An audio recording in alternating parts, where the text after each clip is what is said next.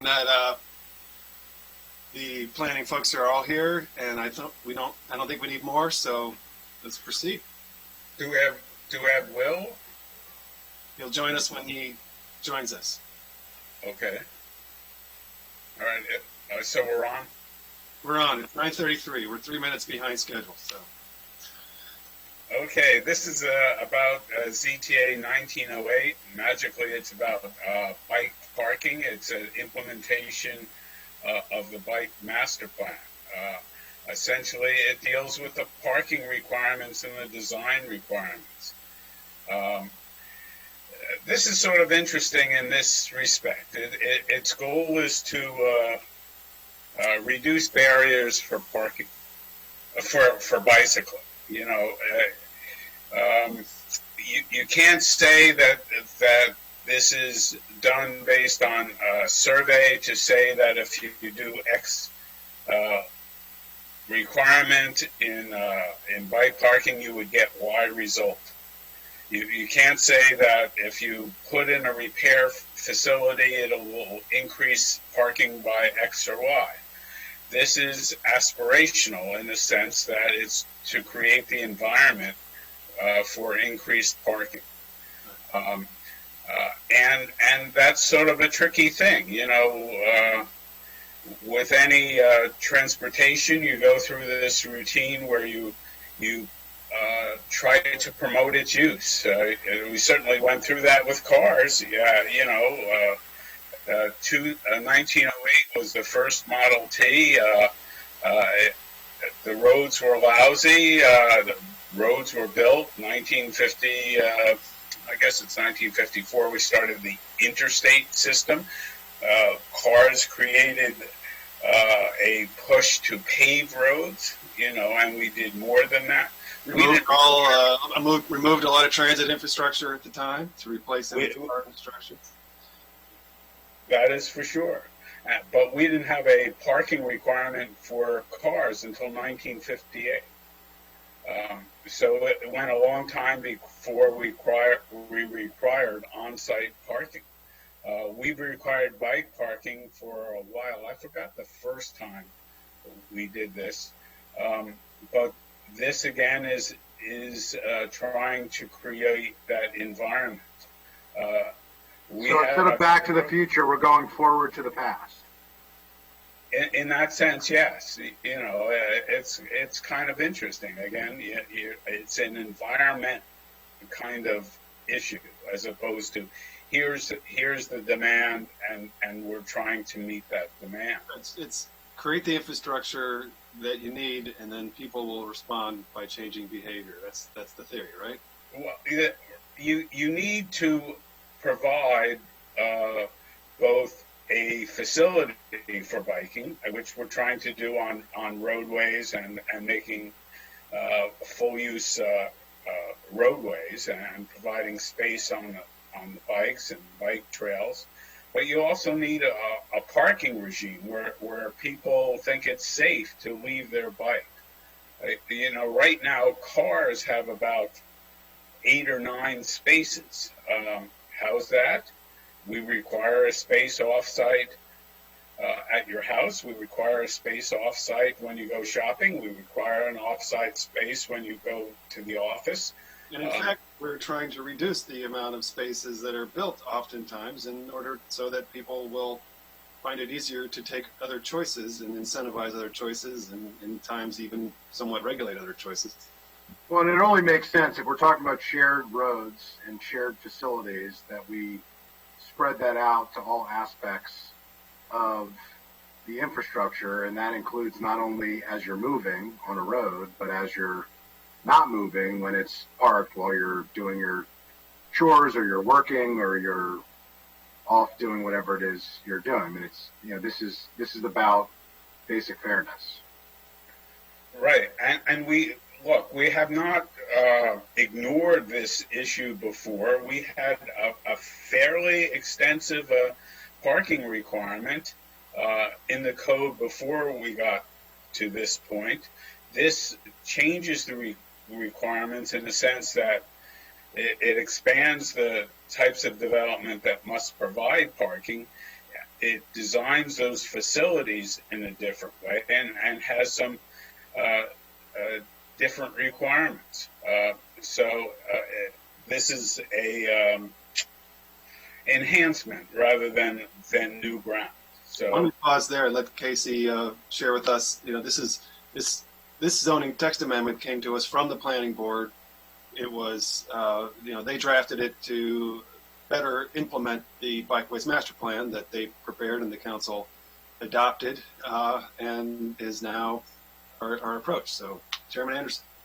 Yeah, I'll turn it over to Dave Ansbacher in a second, but as somebody who spends a lot of time biking around the county and also the DC area, I mean, just this weekend I was over in Tacoma Langley and noticed there is some bike parking in some cases by some bus stops, but the problem is that it's too exposed. When you have a bicycle and you want to leave it while you're going to work or you're trying to, go into a restaurant or some other, run some other errand, in some cases, it's not just good enough to have some place to lock up the bike. You want to put it someplace that it's not going to be visible to thieves, someplace where it's not going to be exposed to weather. And so I think we've given a lot of thought to trying to incorporate not just some place to put the bike, but places to put the bike that are appropriate to, long-term usage, short-term usage, and that varies depending on the project. But I'll let Dave talk about that a little bit more in more detail.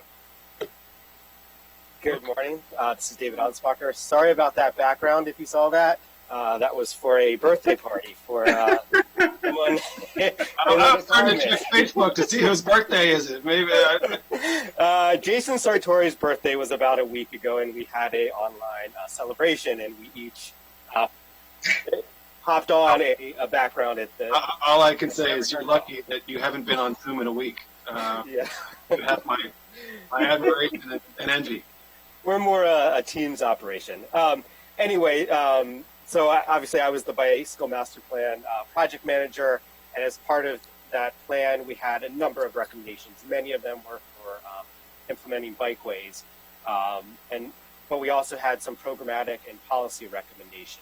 So updating the zoning code for bicycle parking was one of those. It was policy 2.19, and it calls out a whole number of different items that should be included or considered when we update the zoning code. And so I think Chair Anderson summarized it well. We've put a lot of effort in this county over the past couple of years to improve bikeways, to make people feel more comfortable when they're riding a bike, but we also have to invest in bike parking, because you're leaving your bike, which is not a insubstantial investment. If you're leaving your bike for 8 to 10, 12 hours, when you're going to work or whatever you're doing, you want to make sure and you want to know that your bike is going to be there when you get back.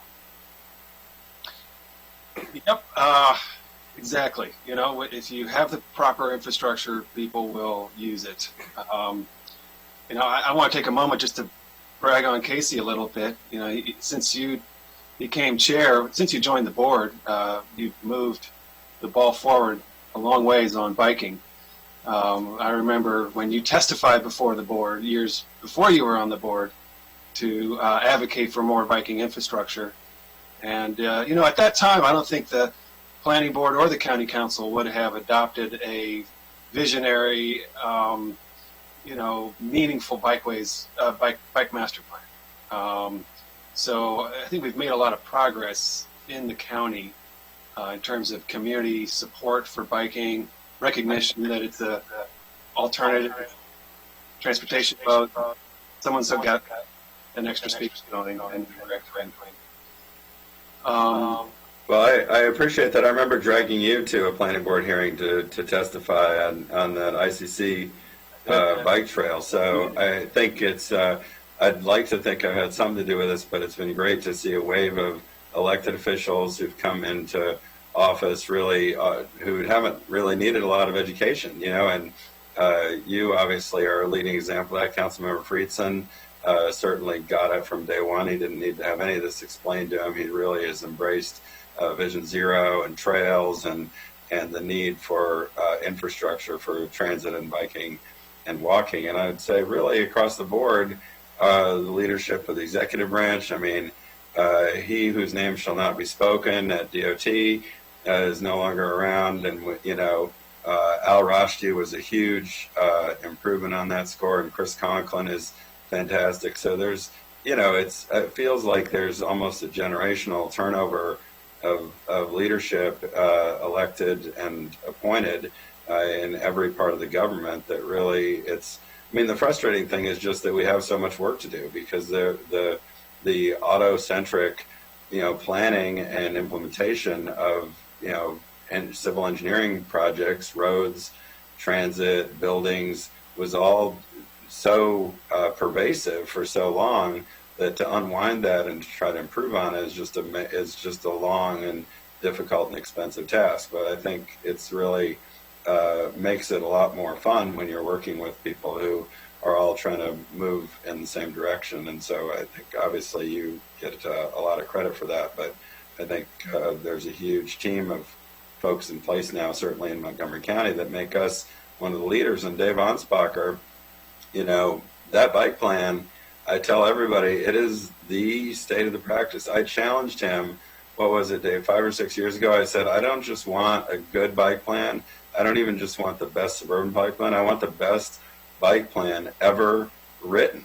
And I think we delivered on that. And it's reflected on the fact that it's won national awards from APA and others, and is being imitated by other planning agencies and transportation agencies around the country. So we just need to keep pressing hard and pressing forward. And I know our major challenge is just getting the resources to do it, especially given the economic situation that we're in. But I know that we'll get there because we have great leadership in place. Thank you, Casey. Our friendship was forged on bikes, walks and bikes. And it's great to be able to be here at the table with you. David, great job on the bikeways plan. And I do want to say I was really happy to see Councilmember Friedson coming into office already ahead of the curve on these issues. It made me feel very confident in the future here. So we have some staff amendments on this one. Jeff, we need to wrap up very quickly because we have some big items ahead of us on the agenda. So can you whisk through the zoning text amendment? You're going to have to unmute yourself, though. I certainly can. I never want to be muted myself, but I was guarding against that feedback. Again, this expands who has to do bike parking.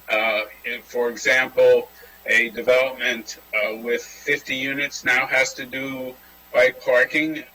This would reduce it to 10 units. Things like that are all over the place. Now that's for new construction or a very sizable renovation, right? I mean, right. Well, it's just new construction. It's new construction. Because otherwise they would not go back to the planning department. New construction just needs a building permit. So it'll be very incremental how this rolls out, but we're dropping the requirement down to buildings the size of 10 units. And also there's a new requirement for parking at places of worship, things like that. So it does expand it. My only attempt in here was to just have the council recognize that this will cost the developers money. It will be an added burden, but we're trying for the gold standard.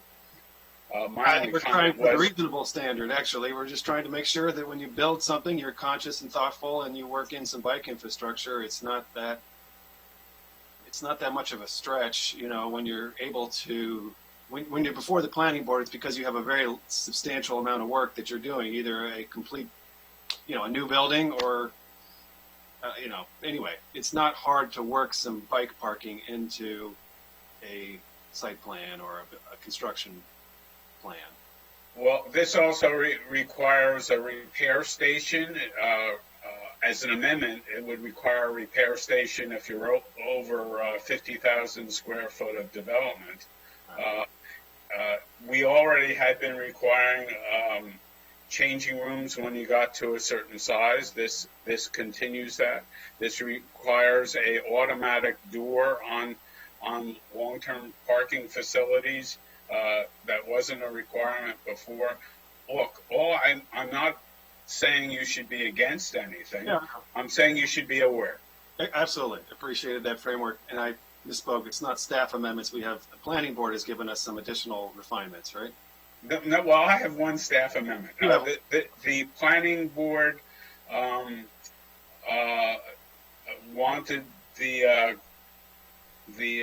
I think it was the planning board that wanted the clarification on places of worship going from a standard for from square footage, one space for every 2,000 square feet, to go one space for every 200 fixed seats. Now, that that is problematic because they're not, as you said in your piece, not every, they don't all have, sorry, the son is calling me from downstairs. They don't all have seats. You know, mosques don't have seats, for example. So what's the, what do we do about that? Did you address that by using the gross floor again, or? Well, no, as revised, they would have a zero parking requirement. Now, look, religious institutions can't have a greater burden than anybody else. It's a sensitive kind of thing when you create a new burden on a religious institution. Certainly, going one space per 200 is a minimal burden. So it makes me a little bit nervous if you get aggressive on places of worship, but it's up to you. Well, do you consider this to be aggressive? Not one space per 200. No, I don't think that's aggressive at all. Okay. Let's go to the planning board. What is the recommendation before us? Is it possible to go through, I mean, there's a number of amendments. I don't think any of them are particularly controversial. Yeah. It may be helpful to quickly go through each one for the interest of the public so that people know what we're talking about here. I mean, I think it's a little bit confusing for folks watching at home to be following the conversations we're going through. Fair enough. Jeff, let's go through. All right. Well, I'm going to go through the memo just with every provision here. Number one, for all of the multifamily requirements, the requirement is now spaces per building. It used to be spaces on a project, and the maximums are again per building, not per project. So that applies to multifamily units. The multifamily units with 10 units would now be required bike parking. It used to be 20 units, so there's an expansion for the multifamily units provided. There are no amendments proposed to that. Okay. Right now, there's a single category for assisted living. This splits it between seniors and other care facilities. Again, the requirement for facilities of 20 units or more is based on spaces. The ZTA proposes a separate category for assisted living based on employees. Makes sense to me. No, I don't think there's any qualms with that they should have been separated before. There's a provision to exclude home-based daycare centers in this ZTA. Currently, there's one space for every 5,000 square feet of floor area for home-based. It's hard to imagine anything of that size anyhow. Private institutions,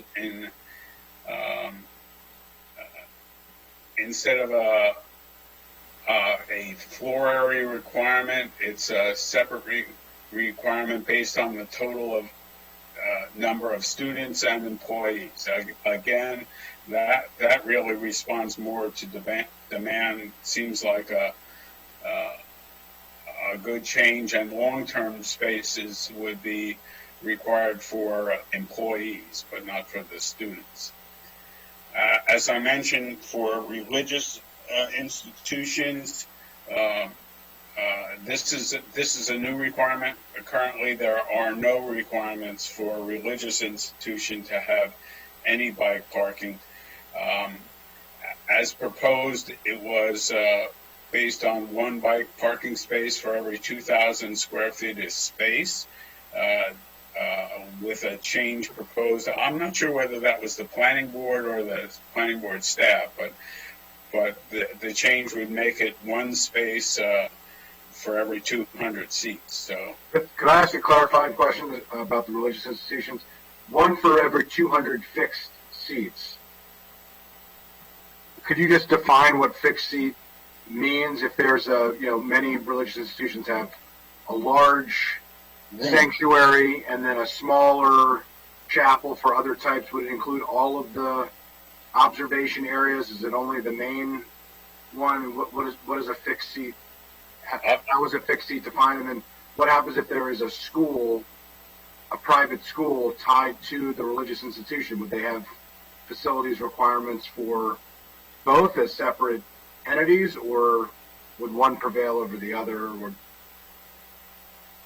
I don't know if the planning board wants to handle this, but a fixed seat is something like a seat in a movie theater where it is literally affixed to the floor, and that is for the place of worship itself. Now, whether if you had a school associated with that, the school itself has its own requirements. We just went through the educational institution requirements, which is based on the total number of students and the total number of employees. Yeah, I think my question, though, is if there's a maximum of 25 spaces and there's a religious institution, many of which also have some type of religious-based school associated with it, would the 25 reflect the entirety of that building and institution on that property, or would that 25 maximum be for the religious worshiping aspect of that operation, and then there separately would be the school requirements, which could be above the 25? I was just hoping for clarity there. David? Hi. I think the idea was that it would be for the whole facility, so it would be based on the seating in the main worship area, which could comprise all of the facilities associated with that religious institution, whether it's a school or what have you. Fixed seating. Lauren Pepe is also on the phone. I'm not sure if she wants to chime in a little bit more. Yeah, I can clarify. So in drafting this, I recognize the issue with mosques and other places not having fixed seating, and I was told that the equivalent has been estimated in the past when an issue like this has arose. I guess we could be specific and say fixed seating or equivalent, or we could say capacity. Why did you move away from the gross floor area measure? I think, well, Jeff was concerned that it was overstepping, and so then I looked into what other jurisdictions had done, and it seems like fixed seats was kind of the more common approach, and it seemed to more directly target like how many people would actually be needing the parking itself. My follow-up question was going to be about the fixed seating and the religious institutions that, by their type of worship, do not have fixed seating. So you've reflected that, mosques being a clear example. So I would suggest that if that is the intention, that we be clear in the language, fixed seating or equivalent, and define what that means, and be clear that the 25 maximum would include all activities, and uses of that building, because I think we all recognize that religious institutions tend to serve many different services, in all definitions of the word service, in many different purposes: educational, religious, observance, social service. I mean, there are lots of different uses. I just think we should be clear on what the expectations are and what we're requiring. I think everybody supports the goal here. I just think there's some clarity that we could have for religious institutions specifically. Well, I'm not sure there's any lack of clarity about the school versus the worship building. Is there an issue there? Do you have to get a separate permit or not? I mean, I could see what Andrew's talking about if you have a small school that's sort of using the same space, but if you had a large campus and you had one building that's your school and another building that is your facility where people worship, then it would seem reasonable to have separate requirements. So how do you reconcile? Yeah, that would be correct. If they're just because a school is part of the general parish or whatever, it would have a different requirement under the school requirement. If it's But a yeah, separate sharing- building, I was thinking more of, there are a lot of religious institutions that within the same building, there's a sanctuary, a social hall, a small chapel, and offices and classrooms. And within those classrooms are One set of requirements for one building, essentially, is kind of what you're getting at. Yeah, exactly. If there's a sprawling campus with different buildings for different purposes, and you're pulling separate permits and getting different approvals, I understand that you'd be getting different approvals for the type of building that's being constructed from the planning board. I think my question is, if you have a multi-use building, the primary function is a religious building, a place of worship, a house of worship, but it also has a school in it, and it also has, some other functions in it.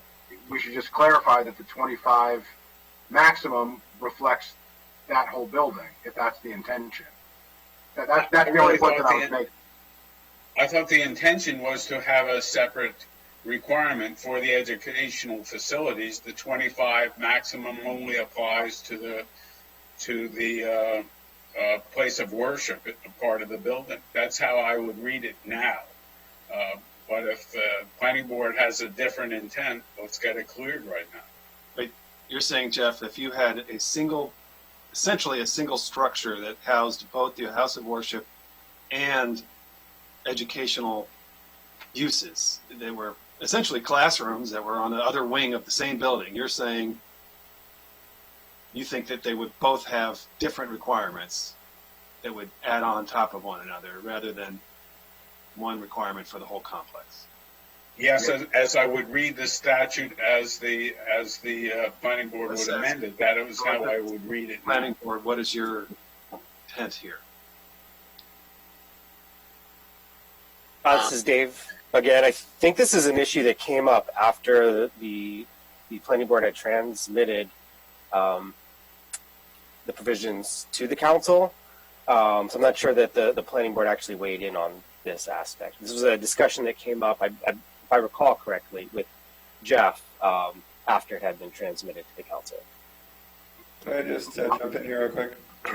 I think, two things. First is I think you could deal with by stating the requirement in the alternative to say that it's per seat or per square feet, which per X number of square feet, whichever is more, as opposed to whichever is less, because you want to make sure that you meet a minimum that's based on the greater of the square foot allocation or the number of seats, to deal with the situation where there's no seats.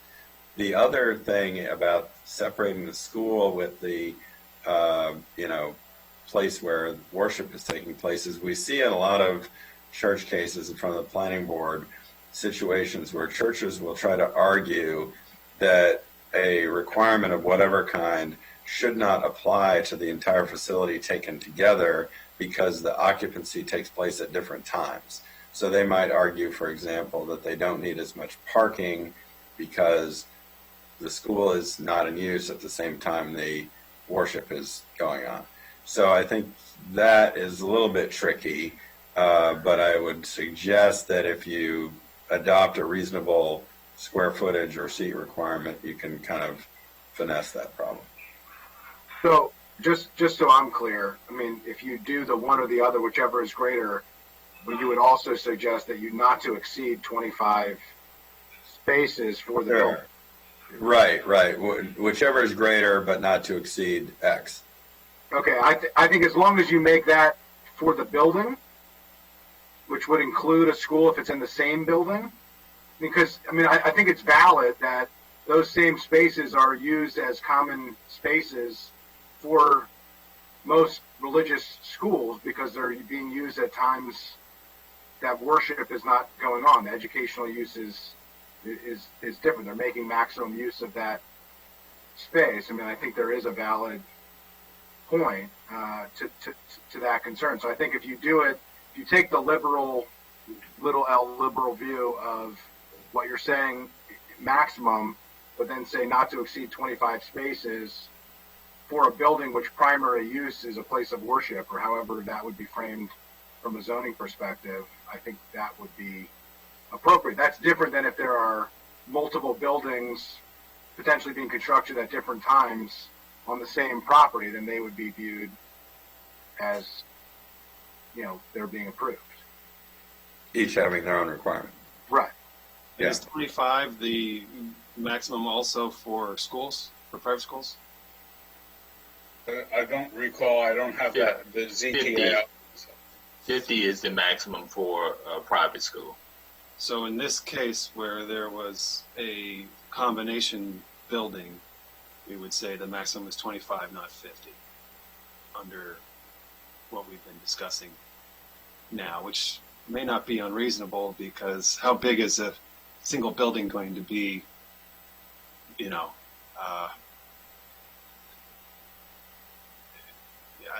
would you need more than 25 for a building that was both a hall of worship and a school?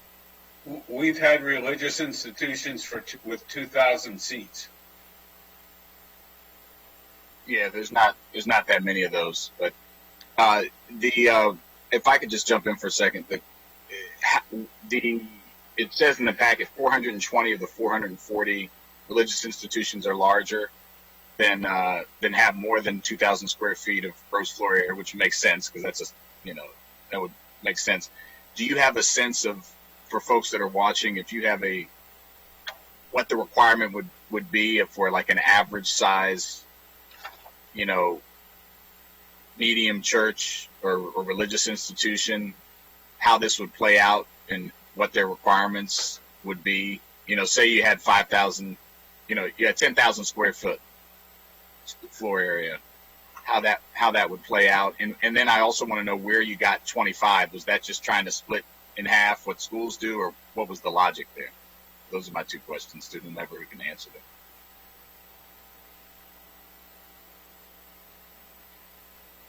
I got the numbers on how many religious institutions were above 2,000 square feet from the planning board. I hope they would have some sense of the size of the religious institutions. Otherwise, I do not. All right. All right. The planning board can answer this. I mean, I'm feeling like we don't have. The planning board has not given us a full recommendation here based on an issue that we've identified. What am I missing here? Right. Can we? That's why I'm asking the questions. I just feel kind of flying blind here. I do too, a little bit. So let's go back to the planning board. Councilmember Duarte's question is, you could respond to that or the general discussion we're having here. Can you respond to these issues that we're raising? Yeah, this is Dave. If for example, I think the example was provided, if it was a 10,000 square foot institution, given that there's a requirement for one parking space for every 200, the conversion isn't every 200 seats. The conversion isn't that straightforward. But if, for example, you had 400 seats in the religious institution, you would be expected to provide 2 spaces, bicycle parking spaces, which could be a single rack. So if under the proposed alternative that Mr. Anderson said, it was the greater of the square footage, or so if, all right, that makes sense if there's 400 seats, but if you're doing it all based on the square footage. And if it was 10,000, as was your example, that would be a requirement for 5 bicycle parking spaces. Okay, so if you have more space and less seats, you could be required to have more bicycle racks. Correct. Right? Okay. It was maxed out at 25. But maxed at 25. Okay, and where did the 25 come from? Was that just trying to be, what was the logic behind that? I probably got the 25 just looking at similar jurisdictions' requirements. Okay. So we tended to focus on a couple of jurisdictions in particular, Portland, Oregon, being one of those, as a notable example of a community that has adopted bicycling en masse. Okay. So Portland and Cambridge. All right. I mean, yeah, and I agree with Mr. Friedson that we said about the, as long as we're capping it, and I just don't want it to be an undue burden. I think it's important to have a requirement, but I think it shouldn't be, some of these institutions are small and are struggling right now, but I think these are not crazy numbers the way you presented it. So, thank you. Okay.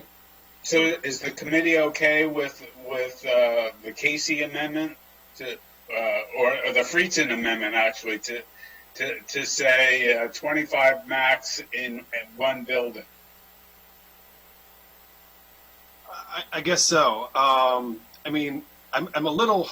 I feel like for a school that had hundreds of students, it could be higher, but I'm not convinced that there really is an example of a school that has both hundreds of students and, There are those schools, but they tend to be separate buildings. I mean, on the same property, a school that has, these are tend to be religious schools. They're preschools that are very common. Exactly. In these facilities. They do not have hundreds and hundreds of exactly students. They're small operations. They serve generally the congregation, maybe some additional folks because of convenience.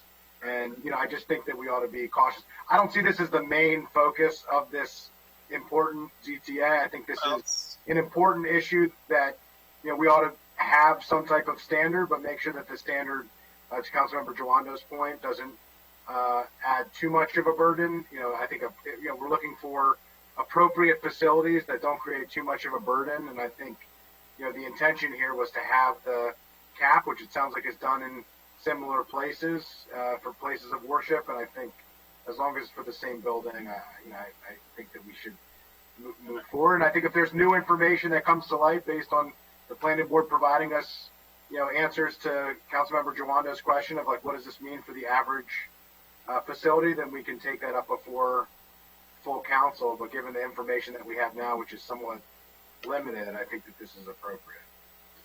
All right. So is the council going for the 1 per 200 or 1 per 2,000 square feet, whichever is greater? Is that what you want? Yes. But not to exceed 25 for the building. After 25. Okay. All right. Are there any other amendments?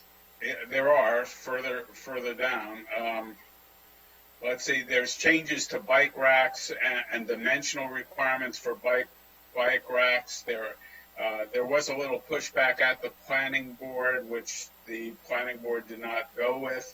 But in any event, there's an interesting line that says rack placement should not be in conflict with the ADA requirements.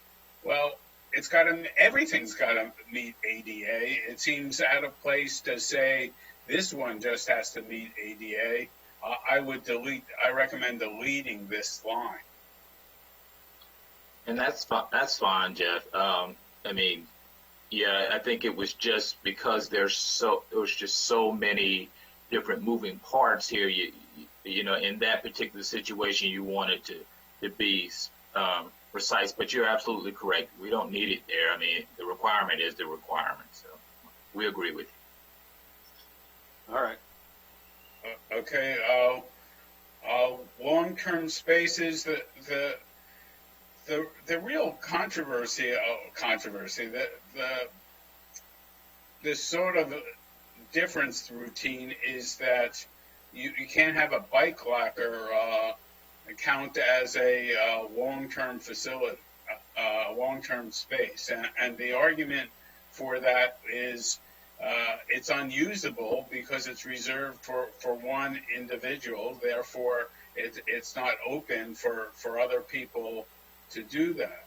Well, we allow long-term we require parking spaces and allow reservations for those spaces. That is, a parking space might be associated with a particular office or a particular house or apartment building now, and we don't up the requirement for the parking space. So Right, I'm just trying to make the planning board aware that might be more expensive to provide it this way. All right. David? Yeah, I had a similar concern on that, and just why, and my understanding from some research my staff did is other jurisdictions don't handle bicycle lockers this way, and that they do allow them to be counted. Was that done? Could whoever was working on that at the planning board, I don't know if it's you, Lauren, or what was the logic here? And to Jeff's point of the affordability, yeah. So as Jeff pointed out, we didn't want bike lockers to be allowed because, someone can check out a key, and then that makes that space unavailable to anyone else who might need it. The other reason is that it's an inefficient use of space. So overall, our big recommendation is to provide bicycle rooms. So you have a room that has a bunch of spaces within that room. All the spaces are available to anyone who will be using it at that time. And the spaces aren't already reserved for people who aren't there, or their bike is locked in this space and no one else can use the space. So a room counts. A room is what we're highly recommending. And yes, at the end of the day, it will be more expensive to do that versus a bicycle locker. If I can just chime in, on paper, I think bike lockers look great, but what happens in practice is keys get lost. They don't get replaced. I've been in many places where the bike lockers just sit there because no one can find the keys anymore. And so if we're really trying to promote bicycling here, we want a system that is efficient and that, again, frankly, doesn't rely on someone, misplacing the keys. It happens all the time. And so these bike rooms, you're saying that would just have to be included in the development, and or reassigned, I guess, in the case. Or separate building. Yeah. Could be separate. In a typical commercial or residential high-rise, they're going to be a separate room in a parking garage, perhaps a space that's not usable because of the configuration of the parking. Okay. All right. I'm fine. Let's keep going. All right. The next one, within that storage room, that there's a requirement that if you have a door, and it doesn't absolutely require a door, the door has to be automatic, to be opened by the push of a button. It seems to me that this is actually an incentive not to have a door, just because it's that much more expensive. But it is what it is. It is what it is. All right. It is what it is. Keep going. Go on. Well, and the dimensions are different on the aisles, and there's a requirement for if you have a two-story biking that they'd be able to have racks that are reachable. But just so you know, those kinds of requirements are there. And we went through the bike locker routine. Changing facilities don't seem too different. Dave did point out an error I had, that there are already requirements for two showers because it's one per gender, which is always a good idea in my book. Um, and that is what it is. The new thing from the current code is a repair facility. Um, if you're a certain size, and this is just new. As introduced, there wasn't a specific limit on who had to do this based on the size of the building. I did get the amendment to make sure that this requirement for the repair facilities was only for buildings that had more than 50,000 square feet. That's a pretty big building. You know, the big buildings in the office buildings in Silver Spring used to be on the range of 200,000 when you had a significant independent building. 50,000 is still pretty big, but not huge by any stretch of the imagination. So just so you know, that is in there. There were some public comments at the planning board Okay, Jeff, we have to wrap up. We've got to be done now. We have to move I'm sorry. I have one more. The electric bike stuff. They have more outlets than is the current sales of electric bikes, but they're supposing that more electric bikes will be sold in the future, so they have more of an outlet. So you have two proposed amendments, or three proposed amendments. One on the houses of worship. The second one on making sure that the repair facilities only applies to 50,000 square feet or more, and deleting that ADA comment. Okay. All right. Without objection? Okay. Good. All right. Right. I'll redraft and share that with the planning board so that we're all nodding when we get to council. Thank you very much. Thank you, everybody. Right on. Thank you. All right. Linda.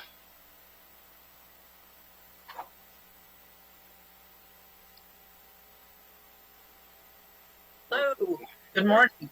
Good morning. We are a few minutes behind. I apologize. We're now going to take up the proposal for housing finance.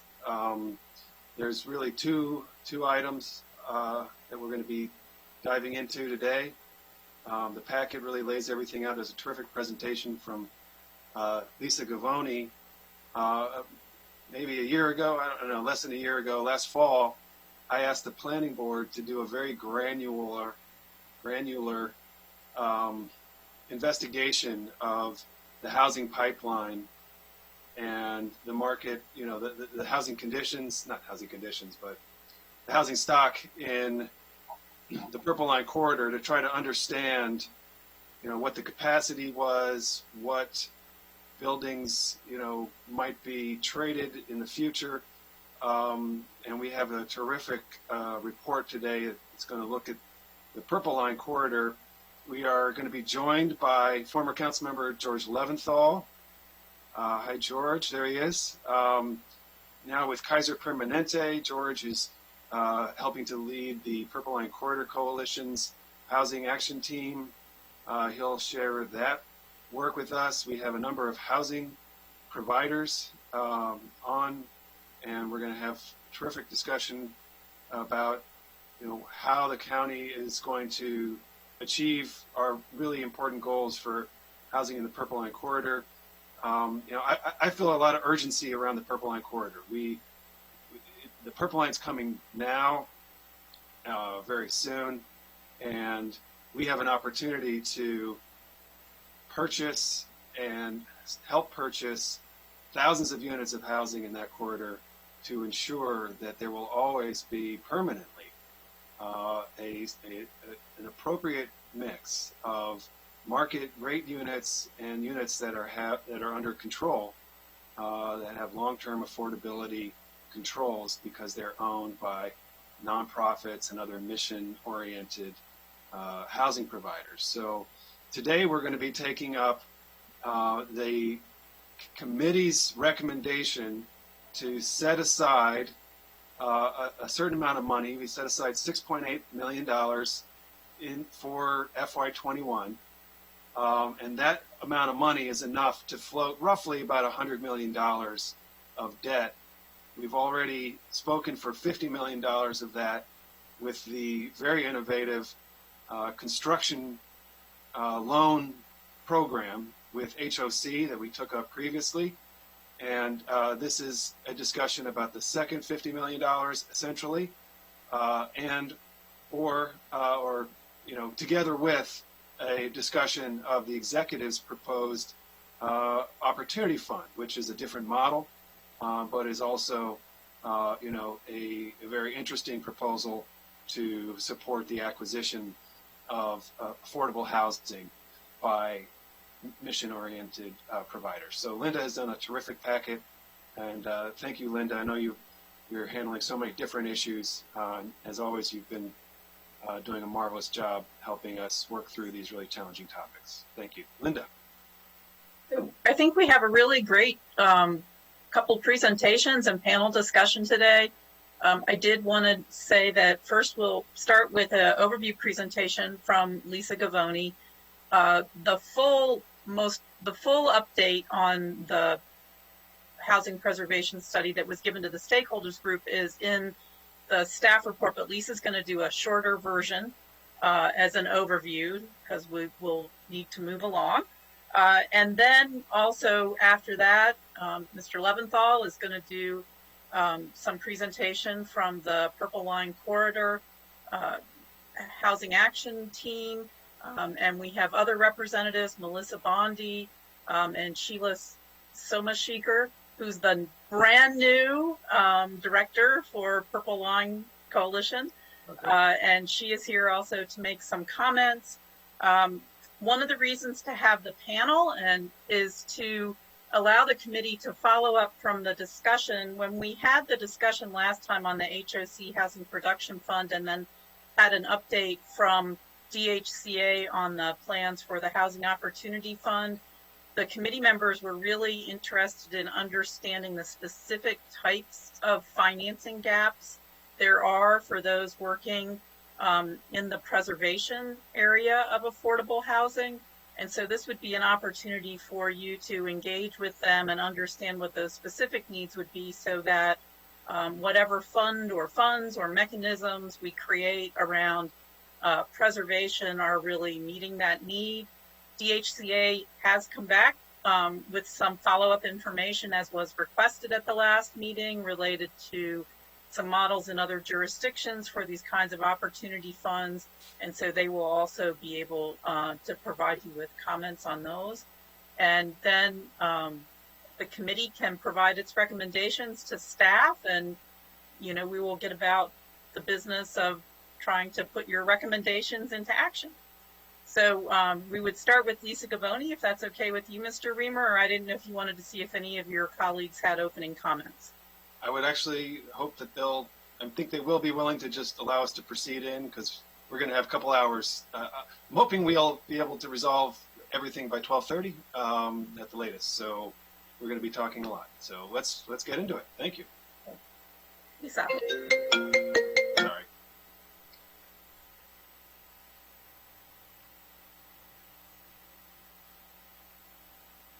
Good morning. Can everyone see my screen? Yes. Good morning. For the record, I'm Lisa Gavoni, and I'm the housing planner for the Montgomery County Planning Department. This morning, I'm going to give a very brief update on the preservation of affordable housing study. The study will provide a guiding framework on preservation for planners, policymakers, stakeholders, and residents to really understand the county's preservation challenges, as well as current initiatives and potential strategies. So the schedule, the study is scheduled to go to the planning board this Thursday on the 16th, and then we'll come back to the council in very early September to give a full briefing. And the preservation study, like all studies, will provide objective recommendations by an expert consultant team. And it's really up to the council to decide what strategies or recommendations we want to pursue. We know there's a lot in there. For example, the rental housing study had over 20 recommendations. We really only include 2, and those were mainly related to the MPDU law. And so I'm going to provide a couple of slides that are most pertinent not only to the study, but the ongoing discussion of preservation in the Purple Line corridor, and I look forward to bringing back the full study in September. So preserving the existing inventory of affordable housing is an essential part of a comprehensive approach to address the housing affordability crisis in Montgomery County and to retain affordable options for all residents. The studies focused around 6 questions. What are the characteristics of the county's deed-restricted housing stock, as well as the unrestricted housing stock? How has the county's housing stock changed over time, and how will it look in the future? How will the county's housing stock, what is the risk criteria for losing affordability, and what are the existing and potential funding sources, policies, and tools and programs that Montgomery County is using currently, and what can the county do to increase preservation to meet its housing goals? So first, I showed you this last slide during the housing needs assessment, but I really think it's important to set the stage of what we're talking about. And so when I'm talking about 2 types of affordable housing units in this study, the first are deed-restricted units. And those are units that have a subsidy attached, like an MPDU or a tax credit. The second category is naturally occurring affordable housing, or NOAA. These units have no subsidy attached, but are affordable mainly due to their age, the amenities, or its location. And they are more subject to market pressures. And so to give a brief overview, 80% of Montgomery County's multifamily units are unrestricted. These are subject to market forces. But when we look down at units under 65% AMI, over 40% of multifamily inventory is deed restricted. This number includes MPDUs, other units, and it does not include vouchers or rental agreements. And we also have additional deed restricted units that are over 60% AMI, like high-rise MPDUs or workforce units. So, Lisa, just to pause you, the inverse of that is that 60% of housing affordable at below 65% AMI is privately owned, market-based rent. Yes. Interesting. Okay, thank you. And so first we're going to talk about deed-restricted units. And there are approximately 18,000 deed-restricted units in the housing inventory. These units are spread out around the county, but most of the units, like you would expect, are in the more densely populated areas where multifamily housing is more prevalent, like our transit-accessible neighborhoods. And this presentation is going to focus on proximity transit, because one of the things consultants found is proximity transit and new infrastructure is the strongest indicator for increase in assessment land values and increasing rents. There are other variables, of course, like zoning, how accessible that transit is, but it is the most important indicator. So deed-restricted units that are near rail transit are a critical subset of the overall housing stock. These units provide affordable housing options that are linked to regional transportation systems, providing access to jobs, amenities, and resource. While these units are playing a very important role, they also face the biggest increase of risk of being lost when their respective subsidy control period ends. And about 62% of the deed-restricted units that are set to expire in the 2020s and 2030s are located within 1 mile of a rail station, either existing or planned. Most of these units are clustered around Silver Spring, Bethesda, and Wheaton, and all of which have experienced recent increased development activity and pressure. And there are about 2,000 subsidized units that are expiring in the next 20 years that are located with 1 mile of a Purple Line station. And I do want to say that this isn't new. You know, one of the things that we've learned is DHC knows all this. They are very good at their job, and they do a great job of keeping track of the units and when they expire and where they are. So next, we'll pivot quickly to naturally occurring affordable housing. I want to ask a real quick question. I'm sorry, I don't know the answer to this already, but how does a private building get a deed on it? Are these nonprofit owned or are these privately owned? So it depends. There's a mix. A lot of these are owned by nonprofit partners, but there are affordable housing inventory that is owned by private managers. And so one of the things that's going to come out of this inventory of at-risk properties is we're going to know what type of ownership it is, because private ownership is more closely linked to a loss of subsidy just by the fact that they're not as mission driven as your HOCs, your MHPs, your AHCs to keep the unit affordable. So when you say that 62% of the deed restricted units are going to expire, but they might still be owned by a nonprofit, Yes. So it does not necessarily mean that they would become, that their affordability would change, but some of those could. Correct. And I think like one of the things that's not here, but the county is actually, we are actually gaining more affordable units than we are losing. DHA does a great job of tracking and providing an appropriate strategy. So they know like that, but private owners is one of the things that is a big indicator of a loss. So it is important to know that. Yep. So I'm going to switch quickly to talk about market rate affordable housing, or NOAA, but I do want to emphasize that there's a nexus between the two, and it's important to look at both subsidized units and naturally occurring affordable units together when we talk about preservation. As subsidy control periods expire, the rent trends in the surrounding neighborhoods in the preceding years can be a very strong indicator of affordable loss. Neighborhoods that have upward rent trends over several years are more likely to have market rate rents that are higher than the subsidized units, particularly in higher cost markets. So in addition to potential rent hikes when the subsidies expire, some properties are located in neighborhoods that have experienced rapidly rising rents that could reflect potential redevelopment. This can also lead to redevelopment of the subsidized property upon the expiration. And there's about 2,300 or 8% of our naturally occurring affordable housing units are at risk due to being proximity to transit. And when we say at risk, we say that unit has a key indicator that the consultant team found that is an indicator of future loss affordability by analyzing data from 2000 forward. In this case, it's proximity to transit, but it also can include other variables like size, type of building, location, renovation, property transfer, and rent trends in the surrounding neighborhoods.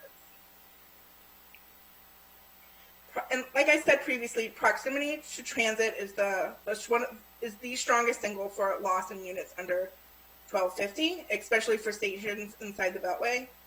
While proximity to transit results in lower personal vehicle usage, greater access, and other positive externalities, safeguards are required to ensure that the property surrounding transit investments remain affordable.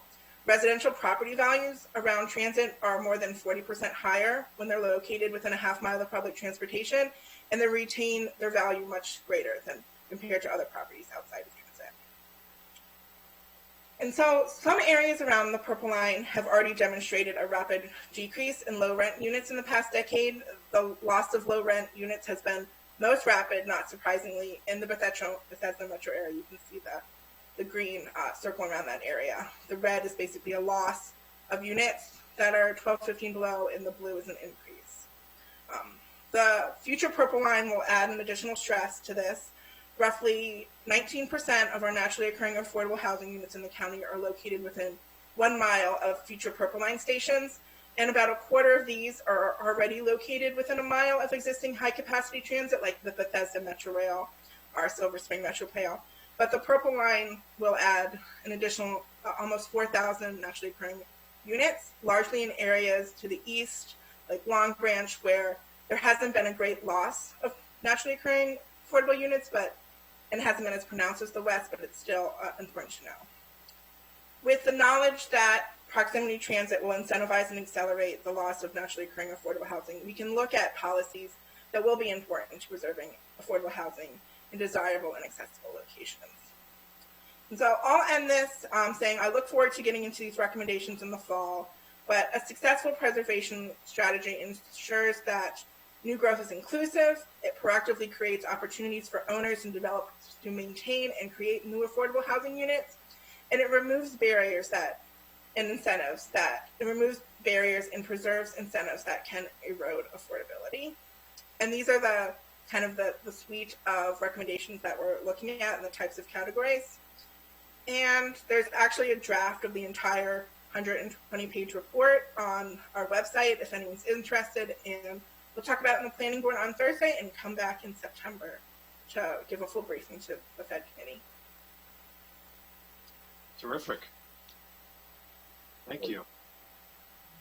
All right, Linda, next on our, Next, I think Mr. Leventhal will start with some slides on behalf of the Purple Line, and then there are other members from the Purple Line Coalition who may also have comments for you. Great. Welcome back. Mr. Leventhal, if you'll introduce your team at the appropriate time. Thank you so much. Thank you, Mr. Chairman.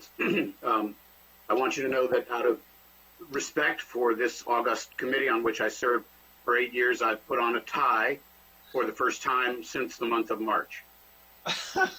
Good for you. That makes one of us. Sorry. I know, exactly. I'm sorry it wasn't reciprocated, George. You're setting the bar a little too high, George, as always. However, I am not wearing shoes. You know what? No comment. Can you see my slide? Not yet. Okay. How about now? Yes. Yes. Okay. Let me try to get the full screen effect.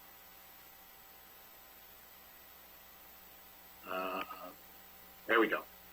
Okay, so I'm going to let the committee know that any investments that the committee decides to make in expanding investments in affordable housing in the Purple Line Corridor will be well supported by a major and growing community effort to ensure access to affordable housing in the corridor.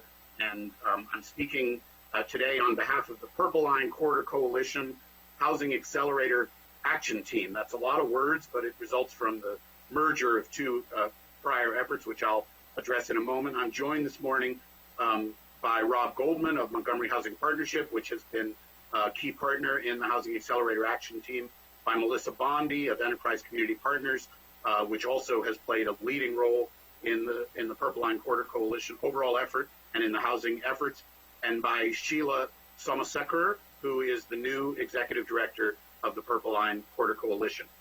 The Housing Accelerator Action Team convenes every other month more than 100 nonprofit and for-profit housing developers, local government officials, including Chairman Reamer, who serves on our leadership group, community development experts, public health practitioners, bankers, lenders, CDFIs, and others. And our mission is to catalyze the production and preservation of affordable housing in the Purple Line Corridor. The Purple Line Corridor Coalition, on which Councilmember Glass serves on our steering committee, was formed in 2013. I think most members of this committee are very familiar with it. In the prior council, several of us attended the launch of the Community Development Agreement for the Purple Line Corridor, which was signed by the two previous county executives, Mr. Baker and Mr. Leggett, and it provides a collective vision for vibrant economic and community development along the 16-mile corridor. The theory behind the PLCC is that while we acknowledge the great benefits that will come to our region from having this massive investment in transportation infrastructure, we want to be mindful and thoughtful about any possible adverse effects on housing prices and rents, and also on the stability of existing small businesses, and to provide opportunities for workforce development and placemaking. Last year, the Housing Action Plan of the PLCC was released, and our Housing Accelerator Action Team is deeply involved in implementation of that Housing Action Plan. Accelerating investments for healthy communities is a national initiative of a Washington-based think tank called the Center for Community Investment, which identified 6 service areas around the United States where hospitals and health systems could serve as anchors for the development of affordable housing. And Kaiser Permanente in the D.C. suburbs of Maryland was selected to be the anchor institution for accelerating investments for healthy communities in the Purple Line Corridor.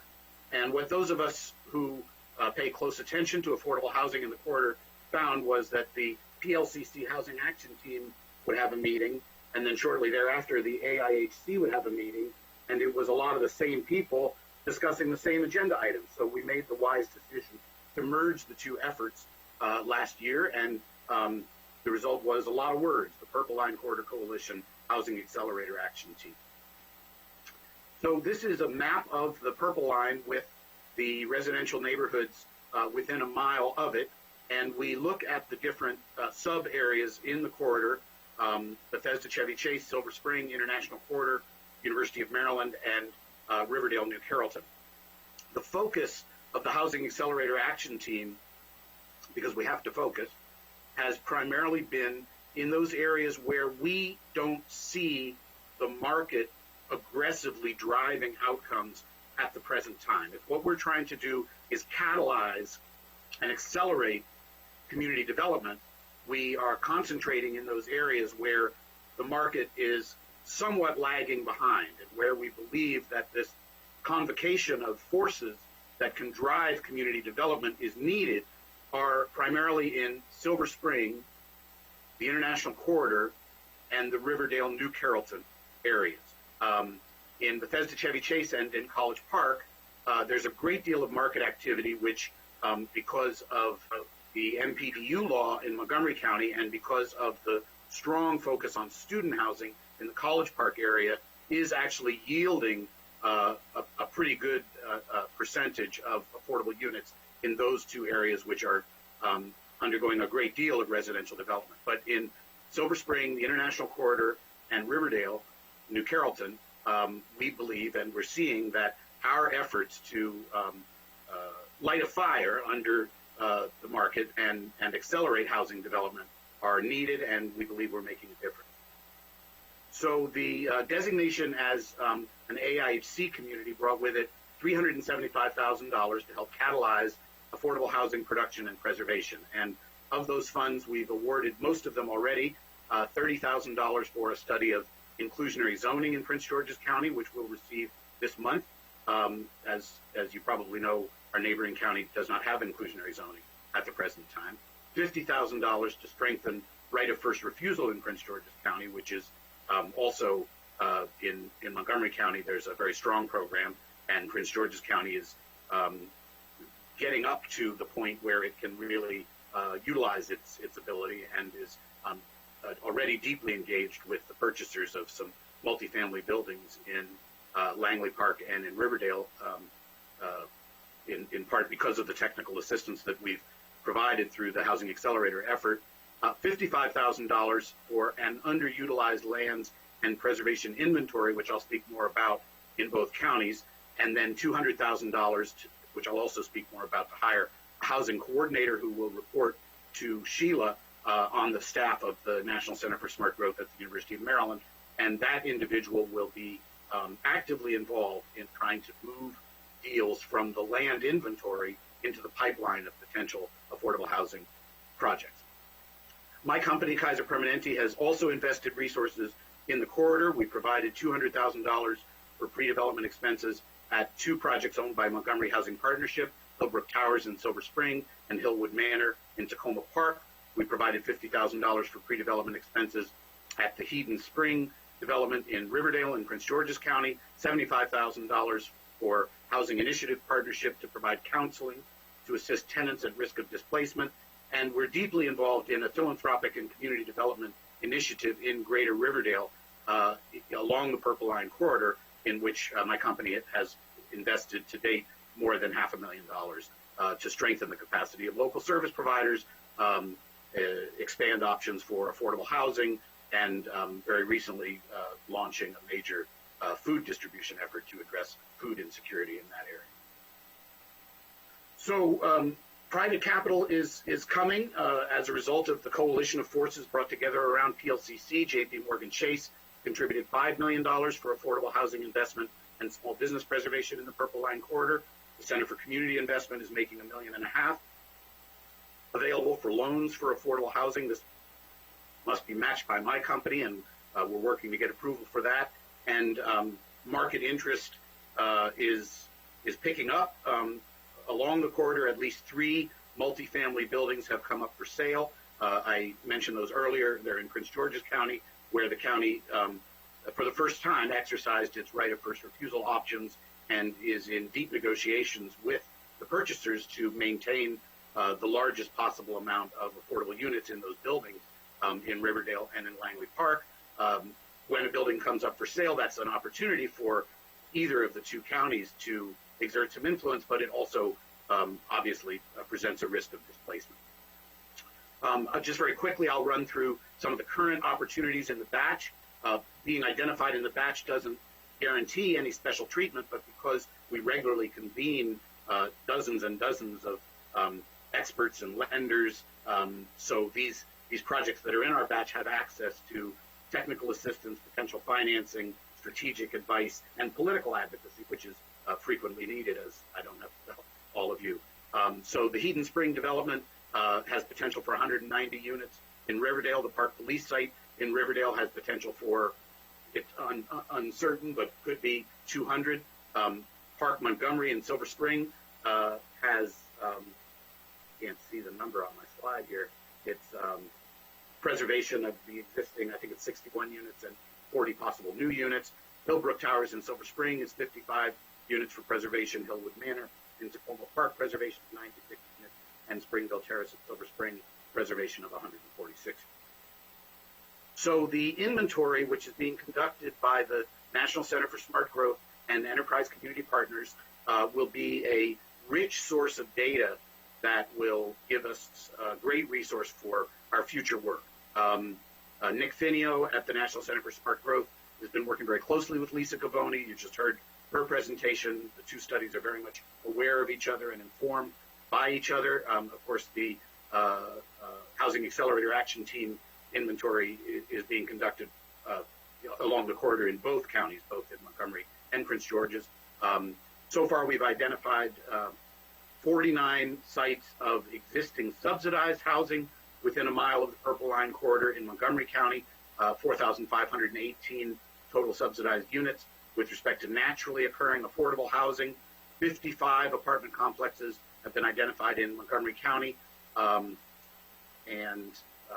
in those 55, 3,924 affordable units. And then the study will also, and this is going to be very important and helpful, identify public, tax-exempt, and underdeveloped sites. So when we hire the housing coordinator, a major part of her or his job will be to work with property owners, assess their willingness to redevelop, potentially to combine sites, and we hope the magic happens, that this will be a vehicle for community transformation with a primary emphasis on affordability.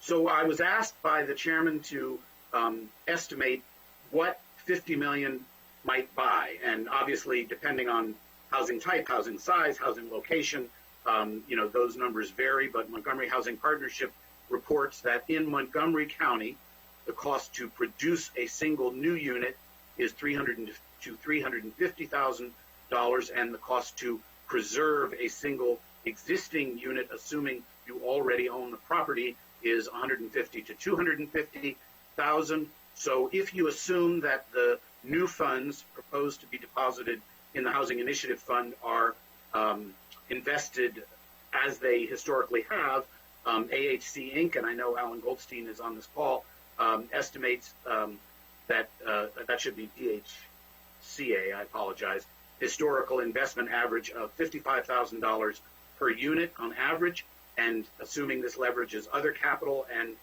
eligibility either for a 4% or 9% low-income housing tax credit, our seat of the pants, back of the envelope estimate in response to the chairman's question is that a $50 million increase in the HIF could produce or preserve between 850 and 1,000 units of affordable housing in Purple Line Corridor.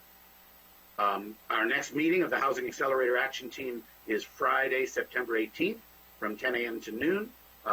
Everybody's welcome to join us. Again, we thank Chairman Reamer for participating on the leadership group of the Housing Accelerator Action Team, and thank you for giving me the opportunity. Terrific. Thank you so much, George. Very helpful presentation.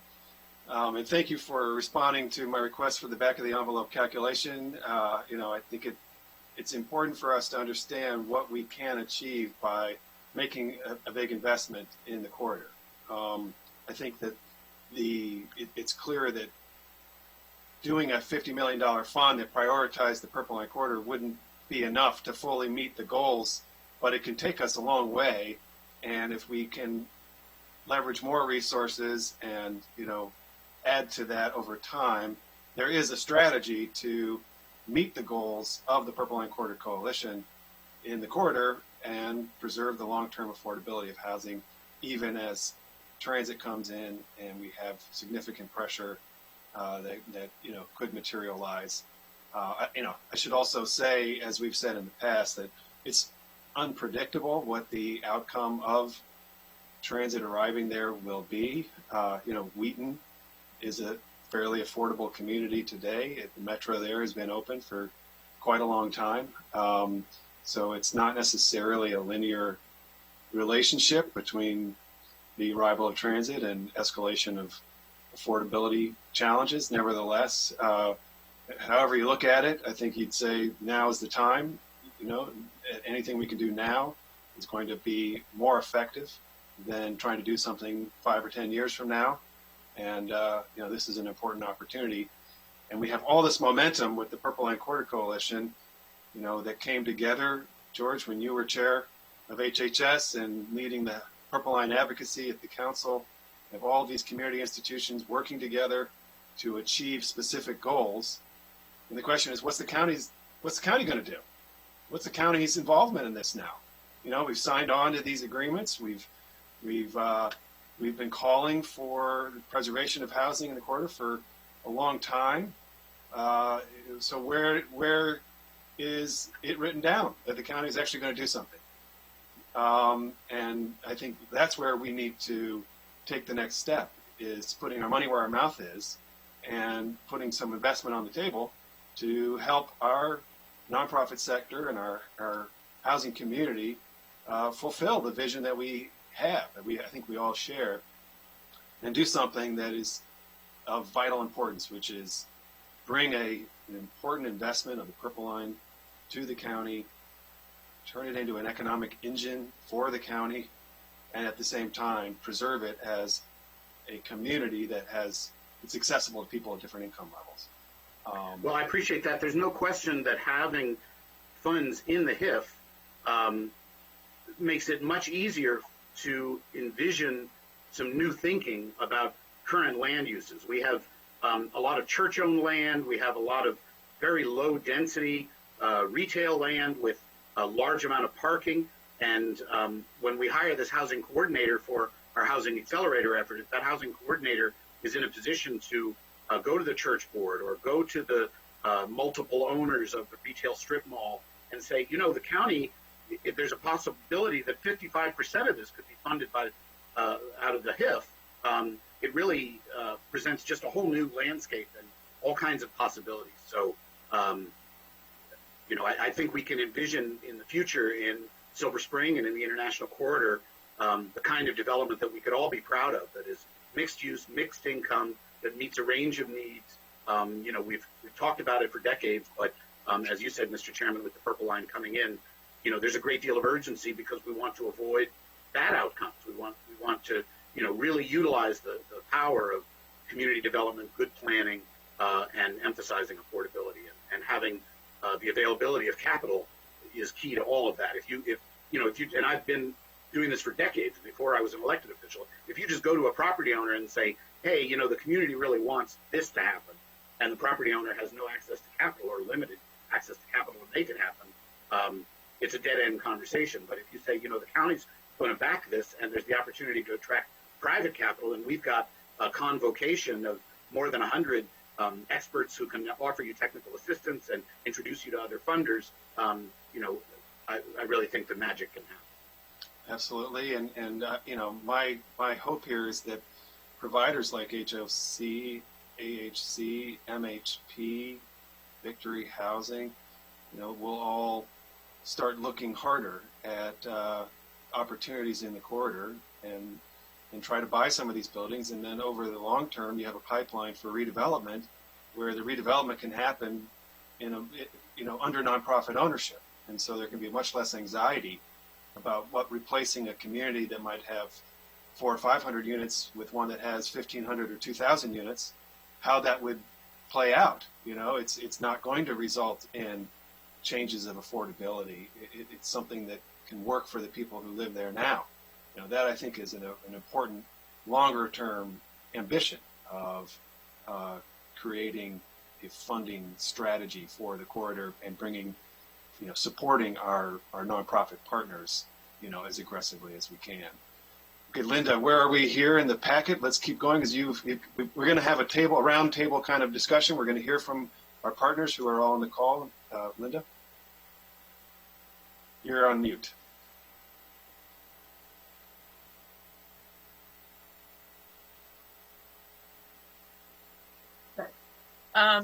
The last thing before we can move into the roundtable, just to get everybody on the same page, is to have the Department of Housing and Community Affairs just discuss with you some of the additional information that they provided.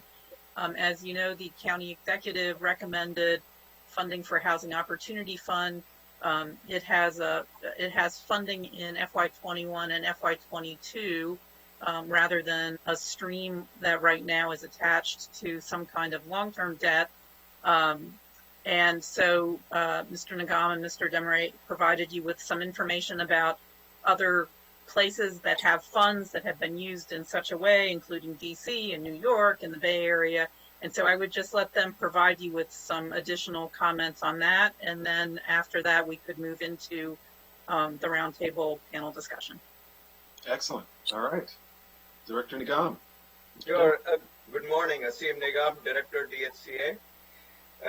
What a great morning. Since we're talking about financing tools, we will talk about the third financing tool, which would be in our toolbox for our affordable housing developers. So for those of you who are joining us for the first time, just to do some catch up here, what we're talking about here is Affordable Housing Opportunity Fund that we have proposed with one-time funds from the county in FY21 for $10 million and then another $10 million from FY22 for a different fund.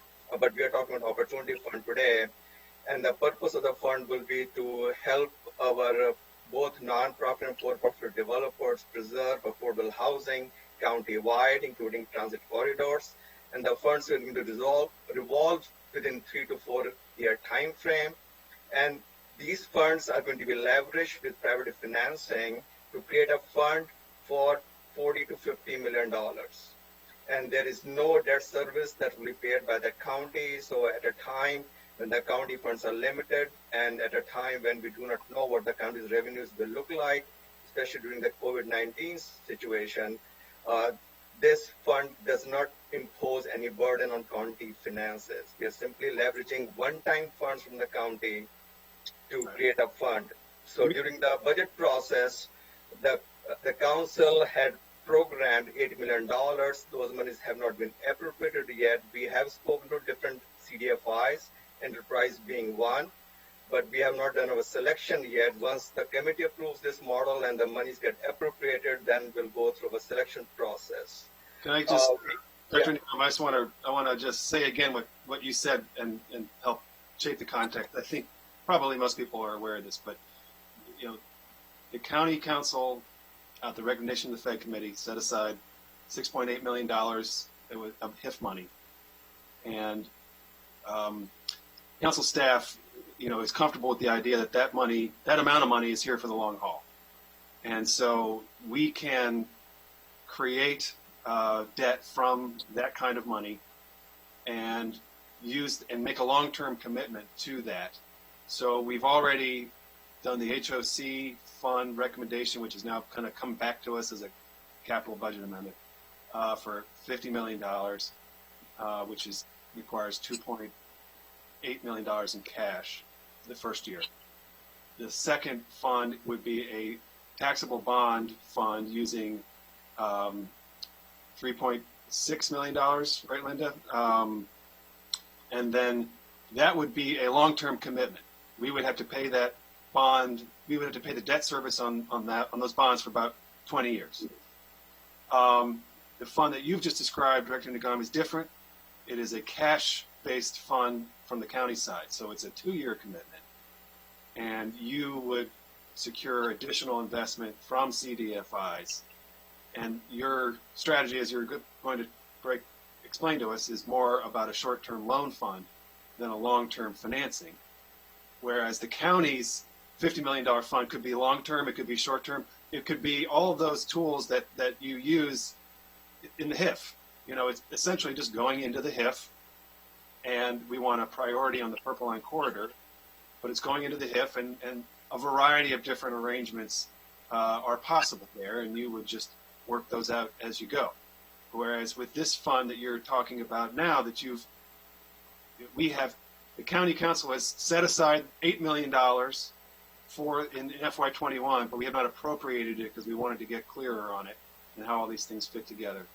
And that $8 million in cash, there is no long-term expectation. So We don't have to think about how does this $8 million going to be repeated every year for the next 20 years. It's only for 2 years. And so that's a big distinction between the two approaches. One, necessitates a 20-year commitment, and one is only a 2-year commitment. Correct. They're different. You can work together, or they can be, Yes. however. So please continue. So as I mentioned during our last PHED committee, if I'm the housing practitioner, I would like to have as many tools as possible in my toolbox for my developers, so that based on the need, they can reach out to the toolbox and get the financing tool.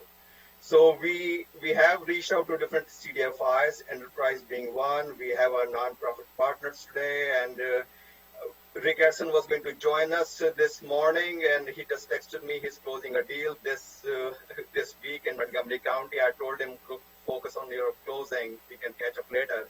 But we have spoken to different developers. We have different models which are successful across the country.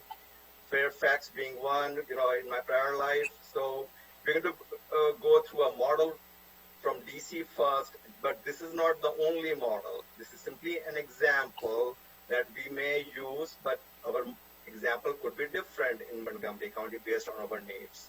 So as Chairman Reamer said, these funds can complement each other. Our preservation fund is a short-term financing for 3 to 4 years. The money gets revolved after 3 to 4 years, and then we put the permanent financing together through HEF, through tax credits, bonds, private equity, philanthropic institution equity, and what have you. The door is wide open. So it's a ready-to-go capital where the developers come in. They know where to go to seek this capital, and they get this financing in a relatively short period of time. So with that, I'm going to turn the baton to Frank, who can go through the example. Thank you. Well, thank you. And it's Frank Demaray. I'm the Deputy Director, DHCA. The conversation this morning covers a lot of the drivers for what we're talking about with the Opportunity Fund. The drivers being the at-risk properties, and with the benefit of the work from the preservation study and the other work DHCA has done, we have a very good idea of the types and locations and drivers of affordability and the risk of affordability on our properties. And we also have, as was just covered with the Purple Line challenges, as properties come on market, as they become available, we need to be ready. We need to be ahead of the game. And the structure that we've proposed and the structure that's been used in jurisdictions across the country, there's a good dozen of them. We highlighted a handful in the summary. They all have the advantage of money being prearranged, terms and conditions being prearranged. The targeting, in some of them, was very targeted to transit-oriented corridors, transit-related investments by transit authorities. In other jurisdictions, it's very much focused on existing NOAA, affordable housing occupied. There's some funds that are for vacant land. So the structure of a fund of a commitment of local dollars, public dollars, combined in a managed fund, and the CDFI model that's been used allows the CDFI entities, which have strong relationships with investors that have made commitments to affordable housing models, to have available funds to match with the jurisdictional funds. So we, in conversations and looking at ideas and structures, existing structures, proposed approaches, we believe that the local money can be leveraged extremely efficiently. And the challenges of 1,000 units or 2,000 units, we know that we're able to produce on average the last 10 years 600 or 700 units a year of deed restricted property using the HIF funds. That we need to do a lot more. We've got 20,000 households currently rent burdened. They're occupying many of these naturally occurring affordable housing units. They're just very rent burdened in those units. So our challenge is to make the available funds go as far as possible. So the proposal that we've put on the table, the proposal was included in the CIP, would use the public money in concert with the private committed money. And we would have a set of terms, a term sheet. Development partners would know what we have money for, what types of properties, what would be the turnaround time, the processing, because you have to be ready when the market becomes when the property becomes available on the market. And so the key to acquisition is competing with the well-capitalized market players They bring equity. They bring a lot of immediate action capacity that an affordable developer does not. And so this is being positioned as a competitive advantage oriented approach. And it's being done in jurisdictions. And so the development actor can have access to very low equity requirement, generally 100% loan to value combined loans, 3 to 5% equity requirements from the nonprofit or affordable housing development side, predetermined debt service arrangements and structures of the interest rates with the contribution from the county plus the funds that are available through the CDFI or the other committed affordable housing capital can bring cost advantages relative to market participants. And so we believe that it would be an extremely valuable tool to complement what we do with our long-term financing. We need all the long-term financing tools that we can get, but we need to position properties, we need to build a pipeline, and we need to be able to work with our partners so that we prioritize. As we're talking transit-oriented, or particularly with the preservation study where we have better indicators of the properties in the communities that are most at risk of dislocation through redevelopment or rent increases. So in addition to the listing we provided of existing programs, there's actually a recently completed transaction. It was one of the first transactions out of the District of Columbia Preservation Fund. Money from the fund was used in concert with lending from CDFI. It's highlighted in here with a very nice graphic that we thought was helpful, that the LISC organization working with the tenants, in this case, who had a very short window in order to match market pricing. And while it's not necessarily a tenant-driven approach across the country, the short window is the key, that they had a short window to put together financing to compete, control the property, and they were able to compete with 25% of the money coming from the fund. The property was controlled, and in a little over 2 years, it was repositioned and construction financing was put in place to redevelop the property. The money, as it gets paid back in, goes back into the fund for the next transaction. We're looking at, in conversations with how subordinate financing out of a fund can be leveraged with the other money in the fund that goes into subordinate financing, and then first trust lending. There's a lot of very competitive first trust lending available. It's that gap between the first trust, the bank financing or CDFI lending for the first, and the acquisition, plus the redevelopment costs, pre-development costs. And the CDFI model allows those partners with access to these other tools, other sources of funding to bring that to a given transaction. So we outline it here as what we consider to be a complementary, and actually in all of the studies that have been conducted over the last 3 or 4 years relative to our affordable housing challenge and everything you heard this morning on the preservation being cheaper and critical.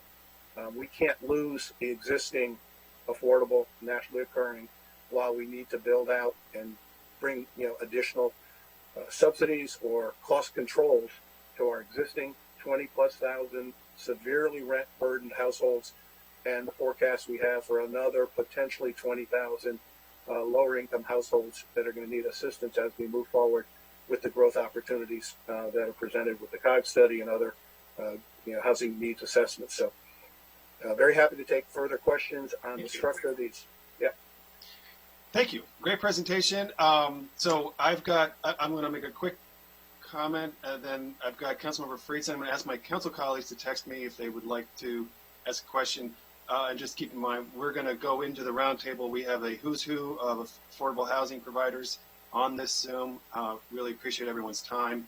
And so we're going to make sure we have a chance to hear from them in depth. The one comment I wanted to make about Mr. Demaray's presentation was one of the questions I had in my mind, about this was, if you're a provider, you can't get into buying a building, unless you know both your short and your long-term financing options. Right. And so if we are creating a fund that we think is going to result in an increase of providers trying to acquire buildings with short-term financing, we've got to also have a consummate increase of long-term financing available. And so that's why, the language about complementary seems, it seems like this is coming together in a way because, the providers aren't going to come into the pipeline if they don't think that they can get out the other end essentially with stable financing for the whole term. All right, Councilmember Friedson. Yeah, I appreciate that. I'm excited by all the things that we're doing. I think we're approaching the issue in a lot of different ways, but I am still a bit confused as to what this fund is and what it's intended to do. I think we, still now we have what the possibilities might be and what some options are in other jurisdictions. I think it'd be really helpful if we had, an actual plan in writing. I mean, we have appropriated the funds at this point. We have to release that appropriation, and it's hard to understand what it is we're actually releasing it to do. I mean, even in the options from the different jurisdictions around the country, I think there's some really great ideas here. I particularly like some of the transit-oriented development focus of several of these. I think San Francisco, I noticed, and Denver in particular, but all of those funds seem to be doing different things in different ways, and so it doesn't seem like, at least from my read, and I recognize that,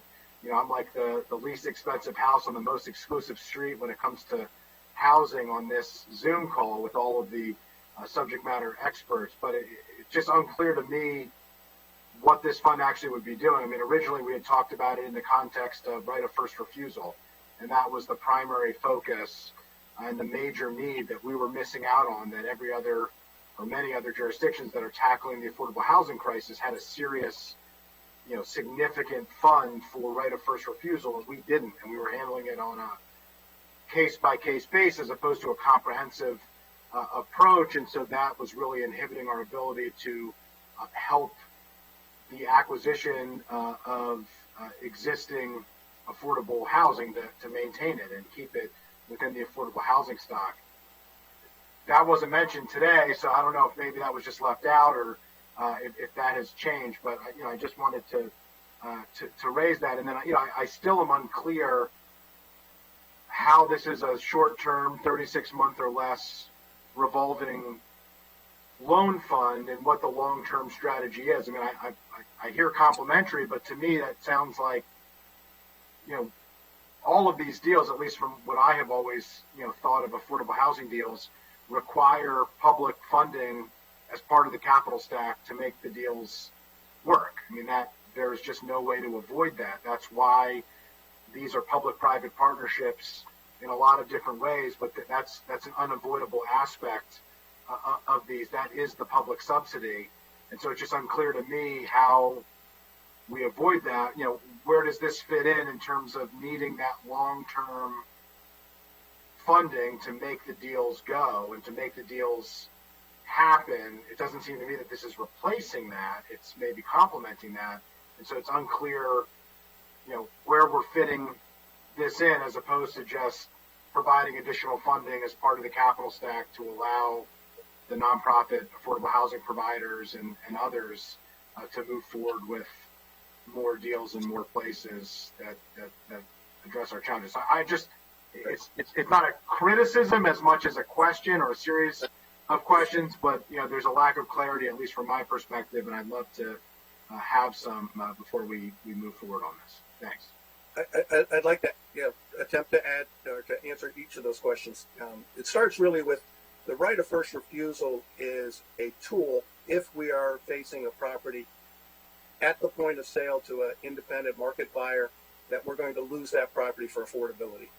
The objective of the acquisition fund for empowering and supporting and making our affordable housing developers competitive is to not get to that point, to provide with our targeting and with our prioritization and with the tool to support that affordable housing developers can get ahead of that and not have to react after a transaction has been put in place and a sale is arranged, and we have a very short notice and a very tight window to react to the right of first refusal. So we really do believe that the acquisition strengthening the acquisition capacity of affordable housing developers will address what we're facing, which is properties that we don't see until they've already been put under contract because we don't have as strong a set of tools for affordable housing developers to compete there.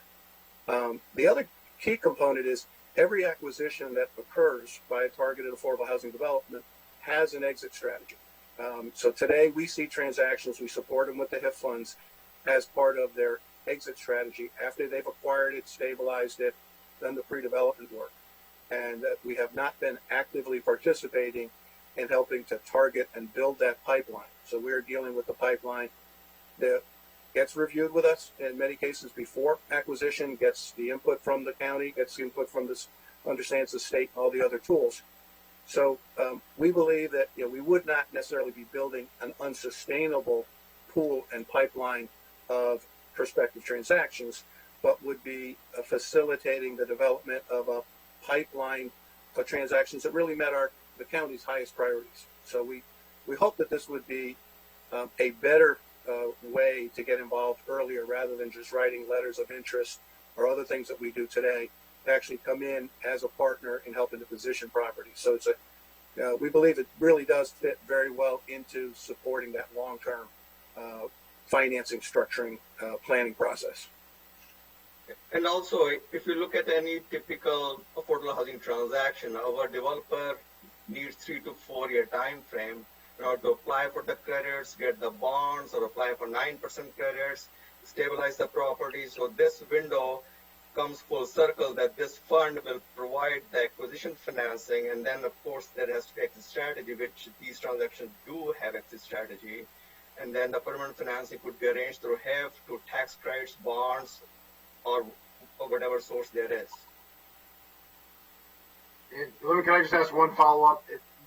When we had heard about this at the last hearing, which I guess was the second or third time, I think this is the third or fourth time we've heard about this, the part of the discussion was that the paperwork, basically the underwriting of the deals, used to come to the county at the end, and we would either fund it or not fund it through the HIF with gap financing. Now we're in the front end of it. That was seen as really the core competency of it. I see that as a potential challenge because we'd be taking on a significant role in the underwriting of deals, which is a different role than the county has traditionally had. It looks like, some of the examples that you've given, it seems like these are private funds that are getting public support to leverage private and sometimes foundation money up to 10x of what they are putting in or more.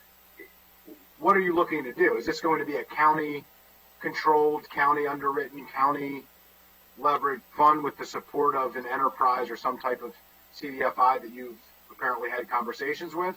Or is this going to be the county providing funding to a private entity, a CDFI or otherwise, in order to create a fund to do affordable housing? Because it seems like, unless I'm missing something, and I will admit that I'm certainly not an expert in any of this, but it seems like many of the examples that you have given are outside funds, not government-run funds.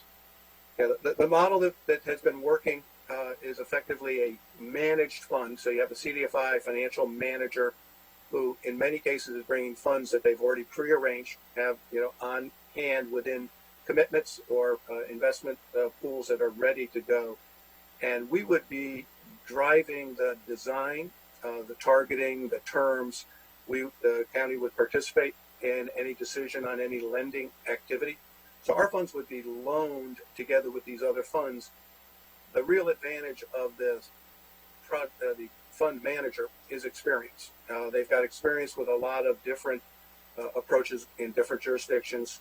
They have experience with their investors and their interests, and how to bring the right investment pool to the targeted activity that we're seeking. But it would be managed. We would be a lender into the pool, and our funds would be part of the stack of financing. But it would be all in the fund structure, predetermined, terms understood. The funds would be brought, as a single investment from the fund. Ours would be a portion of that investment. So it's a bit of a completely different model for the county, but it's fortunately something that we're able to look at and then work with these fund structurings for an appropriate structure for our ability to put funds in and really lend it as we do otherwise, but in a very structured way.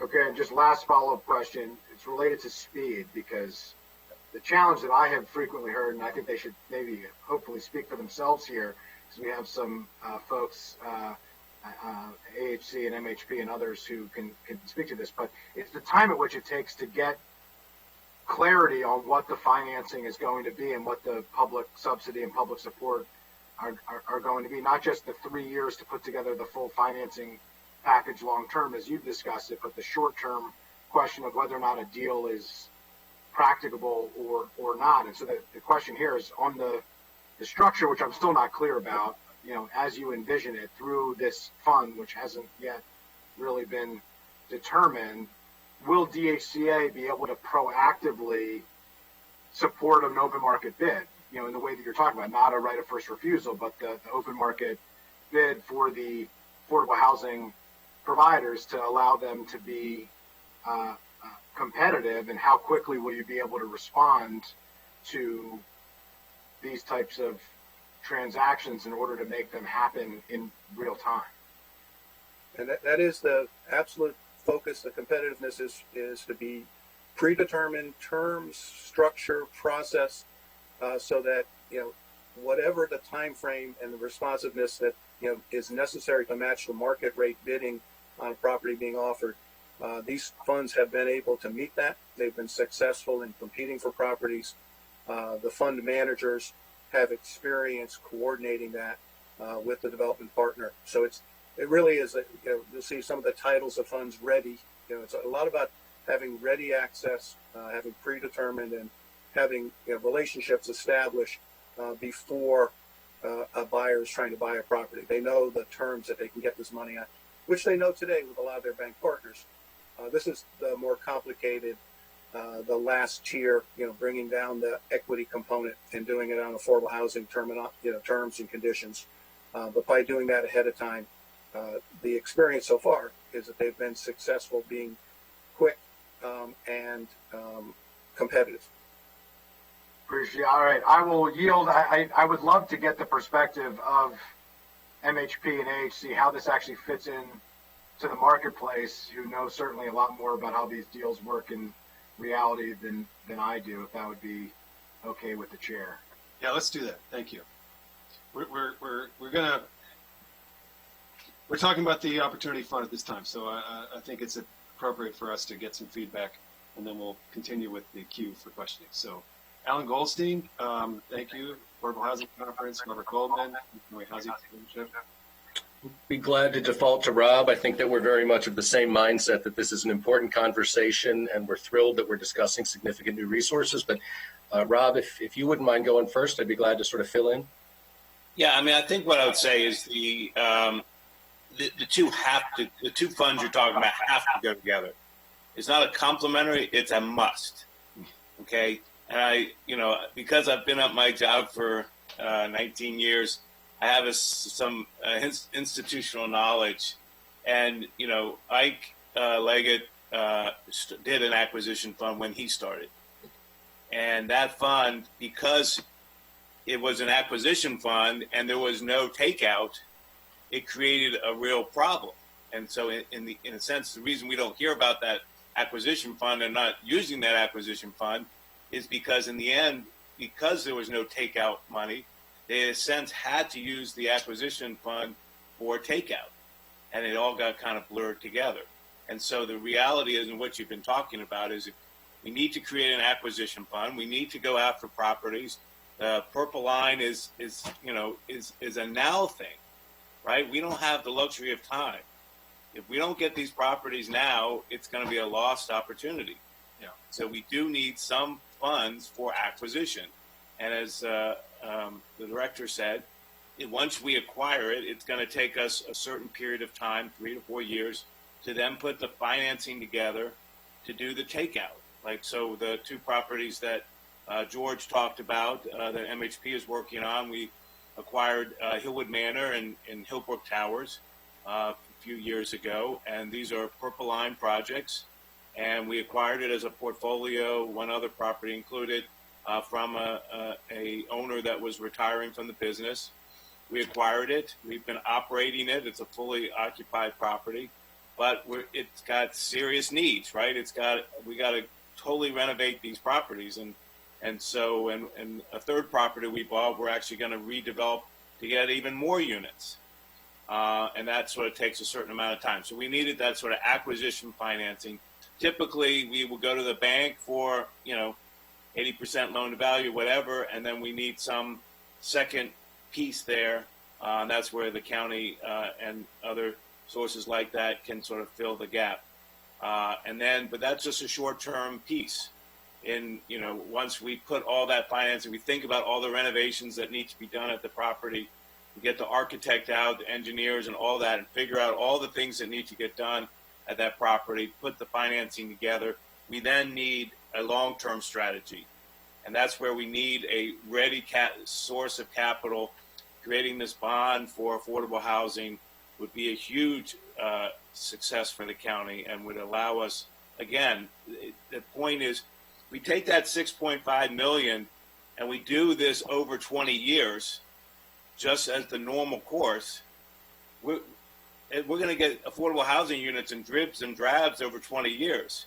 If we say, let's take that stream of money and let's issue a bond now, get $100 million or whatever the number is, we can do some real projects now when the opportunity and when the need is now. Exactly. So I see that these two things could be complementary, and I think that this bond, using the stream of future HIF money to capitalize a bond now is something that's being done around the country, something that could be very successful and could provide that ready source of long-term permanent capital that could take out the acquisition fund and allow the acquisition fund to truly revolve. And as the director said, every 3 years or 4 years, whatever it is, the money gets paid back, and you've got more deals that you're doing, and it becomes very successful. So that would be my take on it.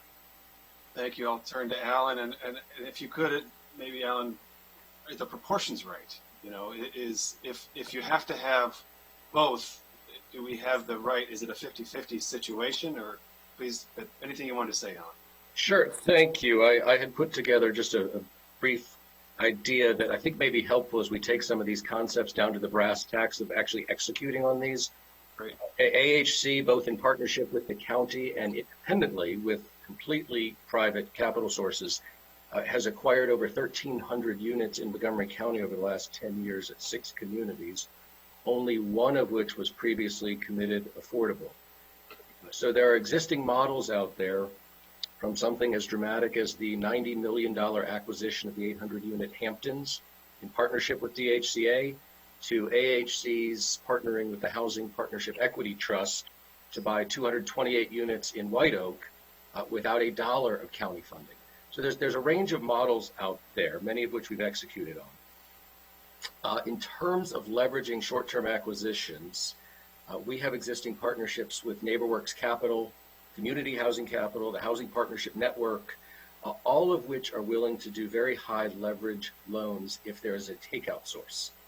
So as Frank and Asim are pointing out, it is critical that we have the additional dollars needed to ensure we can get an acquisition done quickly, but the greater need, as many of us have reiterated, is to ensure that there's a takeout. That's the long term.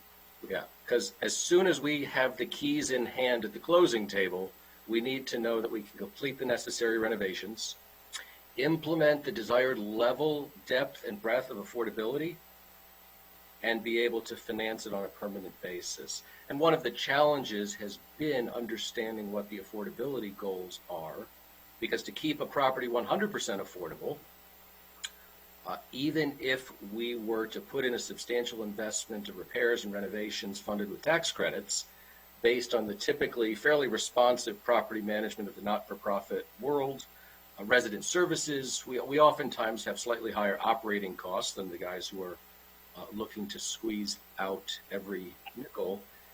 So even in those cases, the debt service, the net operating income available to support debt service, oftentimes is not going to be higher after a material investment because we're retaining the same income levels. So as a result, it seems to me that in order for the acquisition fund to recycle, it would need to be assumed that the acquisition funding would be replaced with some amount of permanent HIF that's essentially pre-decided at the initial closing and adjusted as you go through the underwriting and complete a scope of renovations required to the best of your extent prior to closing. And then you just need to be a partnership that says, look, it's going to move, ideally down, but more likely up. So let me stop there, but also point out my colleagues on the phone. HOC has pulled off a number of impressive large-scale NOAA acquisitions, and Layla and Victory Housing are also active in the space. Thank you. HOC's acquisition of Cider Mill, one of the most significant acquisitions of market affordable in the whole country. A big property. I know it was an incredible stretch for them to put everything together, but they did it because they're committed to doing that kind of work. So, Alan, if I understood what you're saying, though, and it goes back to Rob's comment about complementary isn't strong enough. Essentially, that it's really one decision with different sources of funding. I think that's kind of what you're expressing, if I understand it correctly. In a sentence, yes. Right. And then is the amount of money that we're talking about here, do we have our proportions right? Is the amount of money that you need from a short-term fund, like, well, you know what I mean better than I may. Do we have? Yeah, at the extremes, if there were to be a takeout, our need for short-term acquisition funding is limited. We are very fortunate to have put together an acquisition fund internally that have capital partners and lines of credit that we could take down a $20, $30, $40, $50 million property on our own. However, doing so in partnership with the county is certainly getting us greater leverage, and it's demonstrating the county's commitment to the takeout financing, which is probably the more critical element of it. Okay. So again, if there's a choice to put a cash dollar into the permanent loan fund versus the acquisition loan fund, I would always encourage the latter. Got it. Okay. That's very helpful. All right. Thank you. I do want to just raise, we've been talking about this as a Purple Line Corridor strategy. I thought Rob's comment that the time is now is exactly right. And so I think this opportunity fund needs to also have a guidance on it that the priority is transit corridors.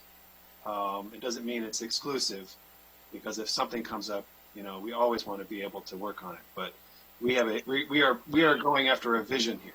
We are trying to ensure the long-term success, community, foundation for the corridor to support the economic strategy and all the other environmental strategy that gets layered onto it. So I'd like to figure out how we can put some parameters on the opportunity fund so that it is related to the long-term financing fund.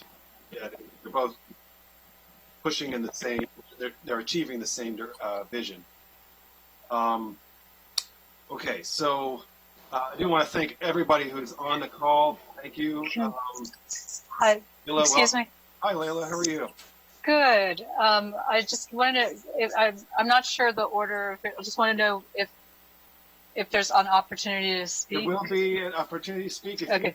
I was going to speak to some of my committee members because we've got several that wanted to ask questions or make comments, and then I will come back to you, or unless one of my committee members feels that you will address, it turns to you to answer the question. So, and there's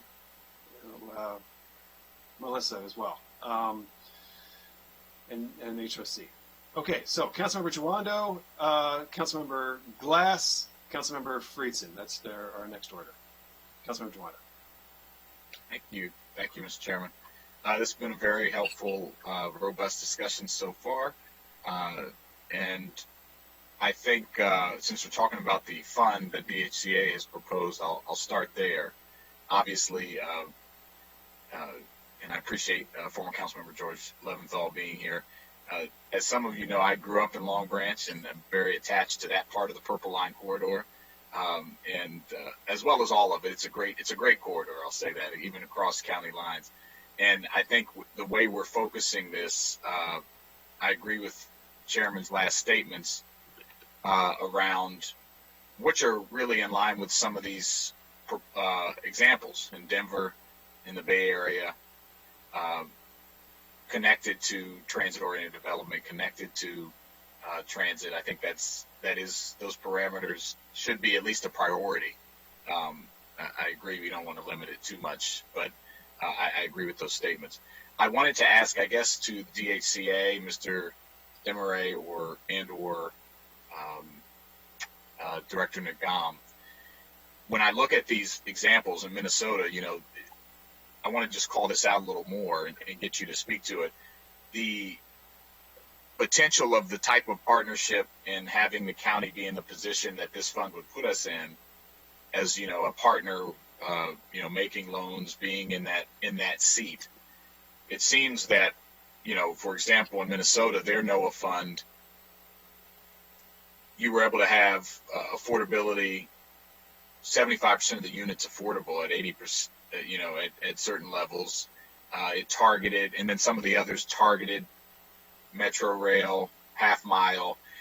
Is part of the strategy here that in the position that you could be in, we could be in a better position to outline what those parameters are? Is that, do you see that as a large advantage here? And could you talk a little more about that and how you're thinking about this, how this fund would position us in that regard?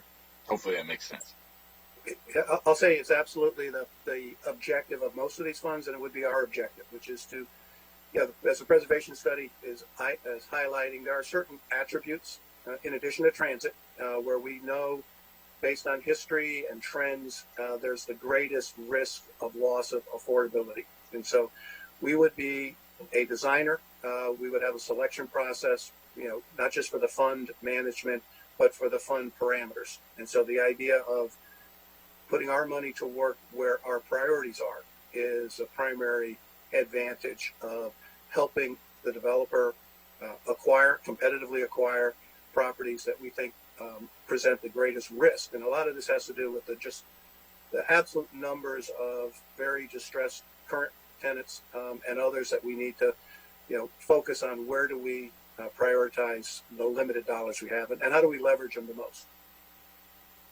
All right, that's helpful. And on the long-term side, back to the question that was kind of getting at as far as where the money needs to go or how much in each pot.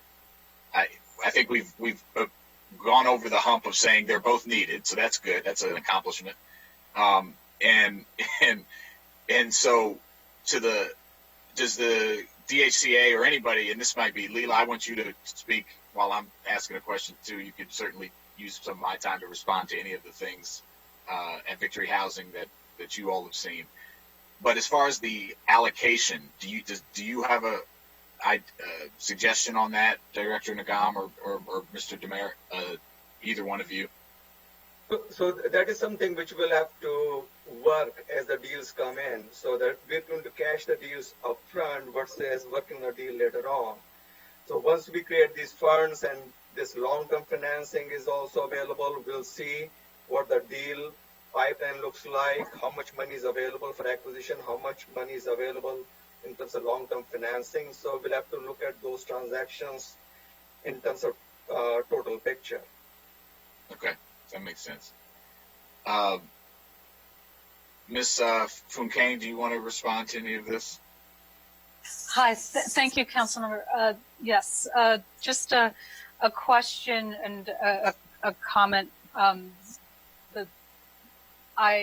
understand that there's, or maybe it's just a comment. I understand that there's also the HSC bond financing being looked at, and I would strongly encourage all these items to be looked at holistically. I think your comment about allocations or your question is a really important one. And I think as we're I guess I want to make sure that people are identifying new funds for these activities to put into the HIF, and not just going to the current HIF allocation and sort of dividing that up, because what I'm hearing is lots of different pots, and maybe a question about how much will be left for the typical general HIF deals, new construction, for example, senior housing. A lot of times it is not in, the work we do, we look at a number of different areas. They're not always in metro transit corridors for the actual metro. Sometimes they're in bus service. Absolutely, we think amenities are important and amenity-rich, and absolutely we think preservation is important. So there's lots of competing priorities and lots of important goals.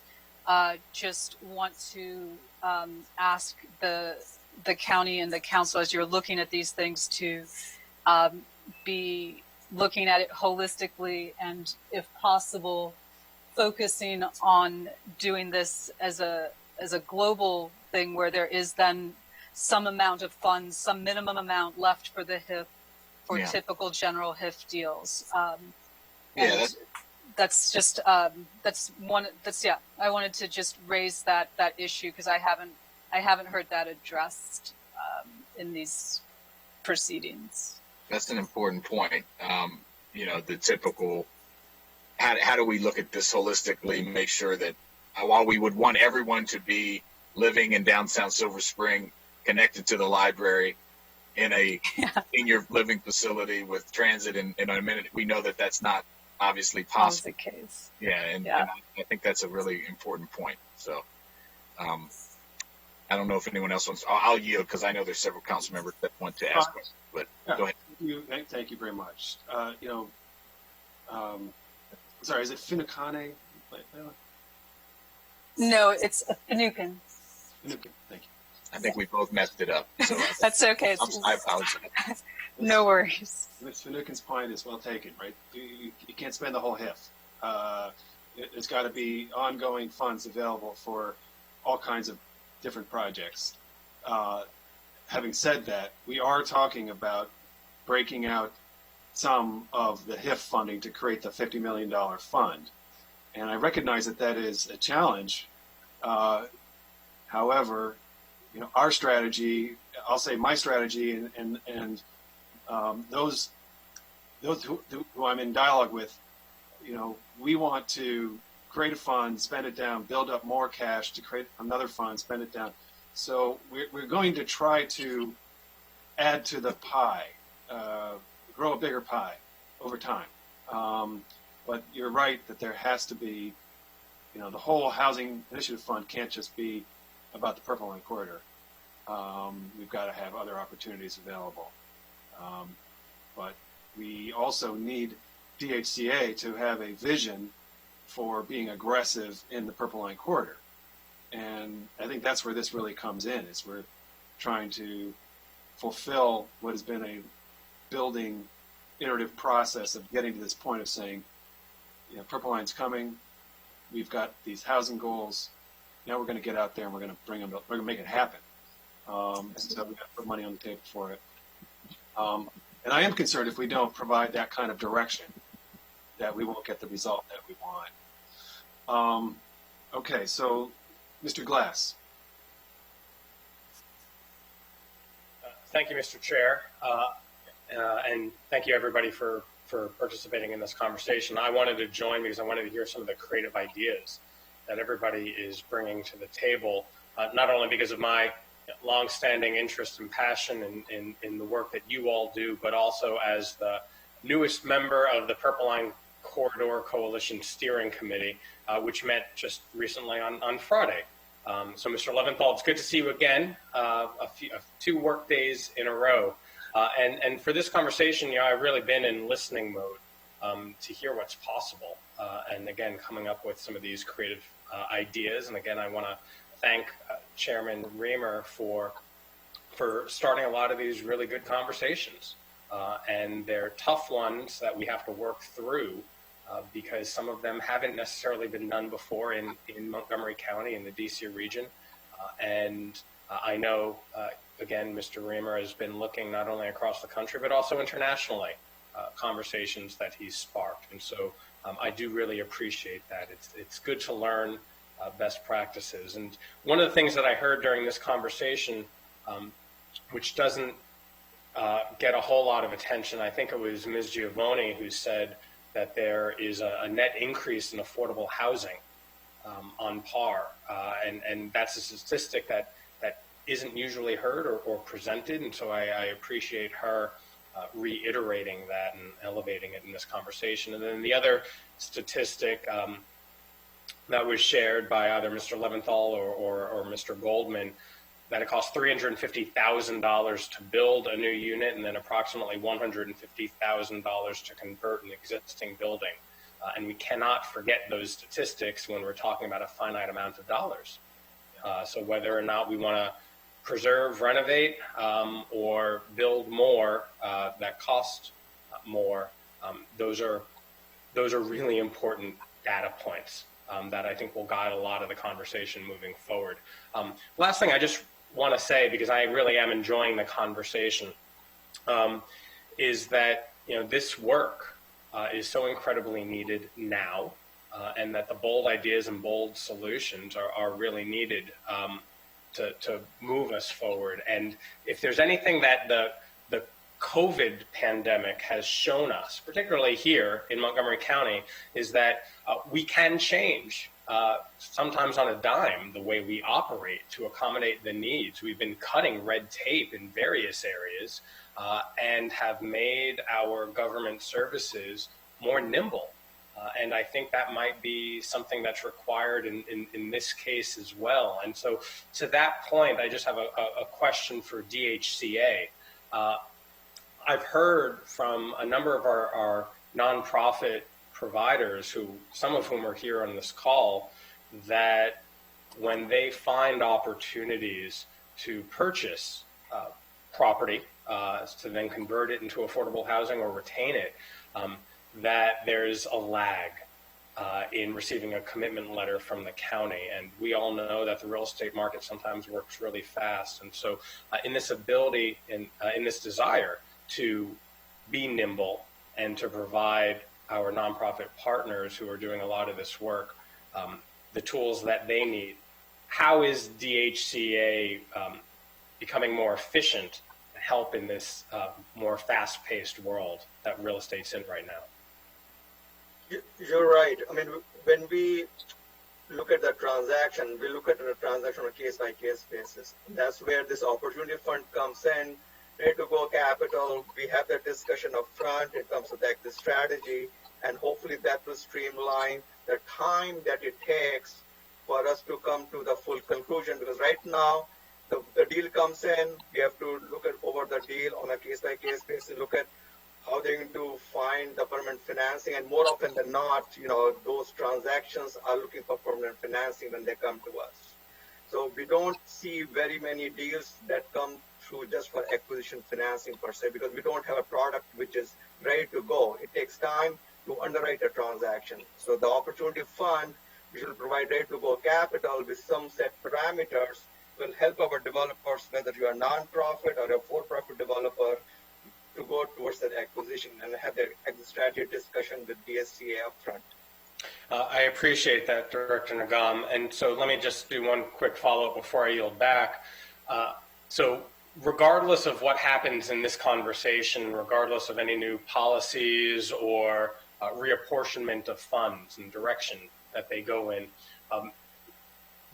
what is DHCA's ability or timeline for making some of those changes, particularly within the interagency review process, to help within the structure that we currently have?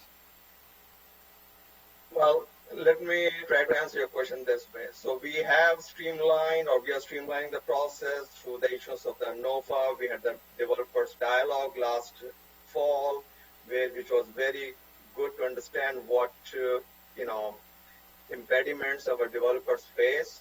and we have streamlined our process, and we are still streamlined. It's not that we are there yet within our agency. And then in terms of the interagency matters, we are going to look at those efficiencies as well, whether it's a DPS or it's planning or some other agency where we need to connect the dots and how we can bring more efficiency to the overall process as such. So that's a work in progress. Okay.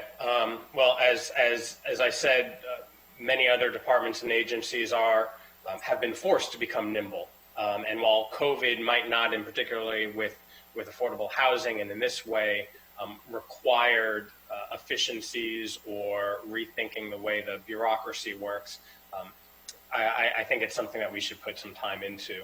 And so I appreciate you acknowledging that we need to do a better job, and look forward to working on that so that everybody in this on this Zoom can do a better job. Thank you very much. Thank you, Mr. Chair. Thank you. Glad you're joining the Purple Line Corridor Coalition Steering Committee. That's going to be terrific. We're going to need continuing focus here. So I wanted to ask HOC if they could weigh in here and share any thoughts they have on our dialogue so far. Sure, Mr. Chairman.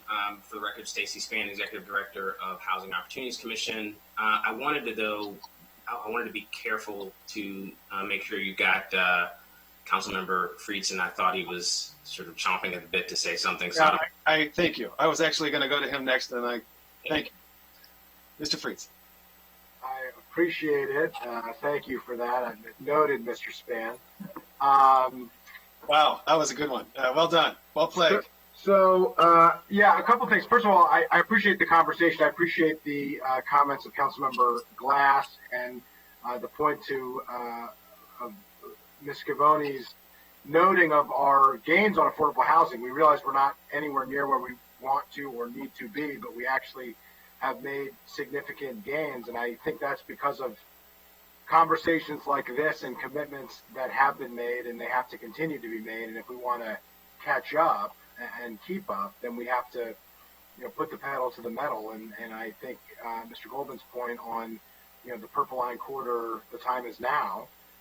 And if you look at the data in Ms. Scavoni's presentation about the at-risk properties, they are largely in transit-oriented development areas, and most at-risk and most vulnerable in the Purple Line Corridor. And as we're making billions of dollars of public investment in transportation infrastructure, we should make sure that we are getting the full benefit socially from that transportation investment. So I totally agree with the conversation and to Councilmember Reamer's point, the chair's point about wanting to align to transit-oriented development that I think I mentioned and Councilmember Jawando also mentioned. So it seems like there's agreement there on that particular issue. And as Councilmember Jawando noted, at least two other jurisdictions that seem to be doing a similar model pretty well in Denver and San Francisco, I believe.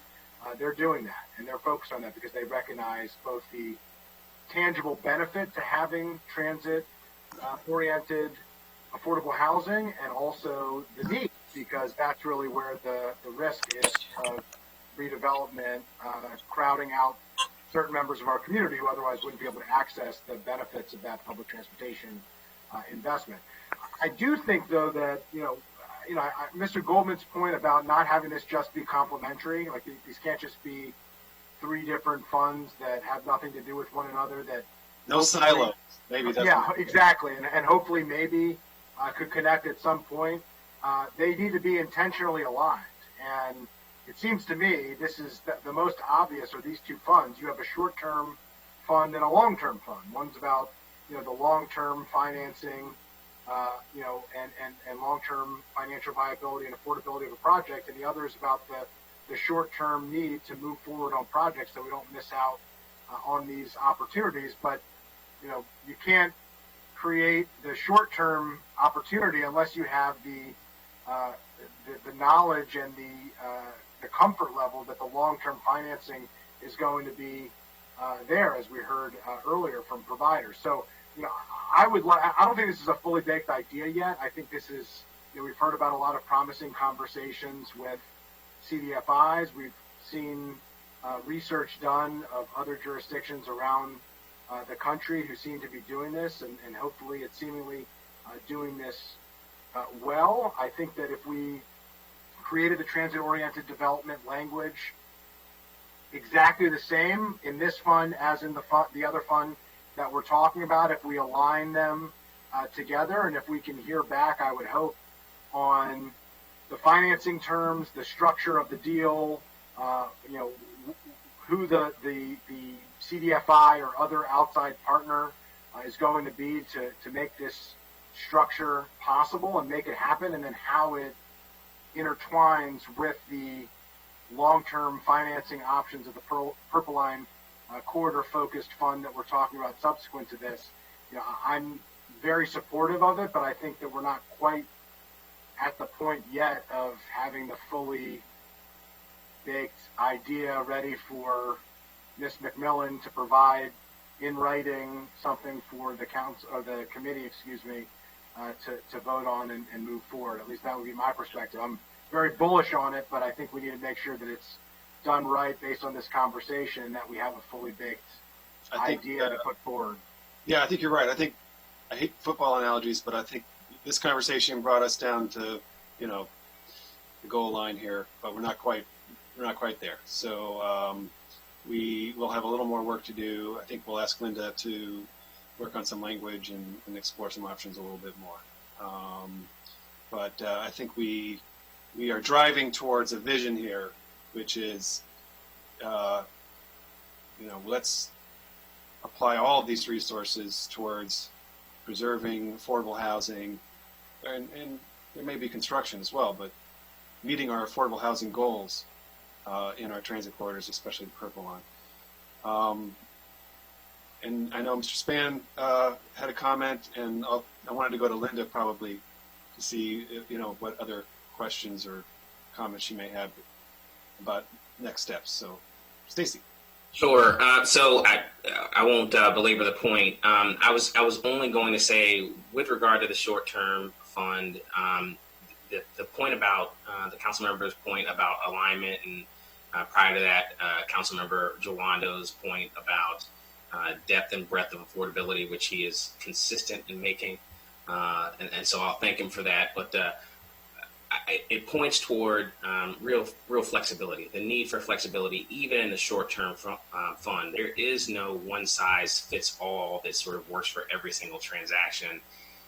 And given the speed that Director Nagam pointed out is necessary for organizations to move at in order to get these deals done, I'd have to again just lobby for real flexibility around, in particular, rate and loan to value with regard to even the short-term fund. Because in order to accomplish all of these objectives around transit orientation, depth and permanent affordability, preservation goals, et cetera, 80% loan to values that a bank would underwrite for a private deal aren't going to work. Okay, so you're saying if all this funding is put on the table, but then the requirement is you've got to have 80% loan to value, not much is going to move forward. I mean, what you'll get is when Councilmember Jawando asks me about affordability, I'll give him something that looks like a standard tax credit deal. I see. You want people to do the tax credit deals they're not really working hard to assist people who are at or below 50% of area median income. It's just, and so this is a numbers game. And so I think we the alignment component, again, is just so important. So I couldn't agree more, and I'll highlight obviously Kayreen Brown and Zach Marks from our team, and even that they wanted to add anything.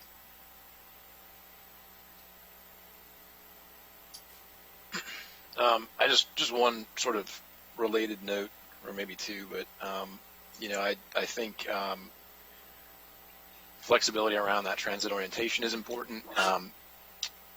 Transit oriented development is really important around adding affordability, not just in the housing, but if families can reduce their needs for a car, that's often the second largest expense for families. And so there really is a multiplier effect on doing transit-oriented development.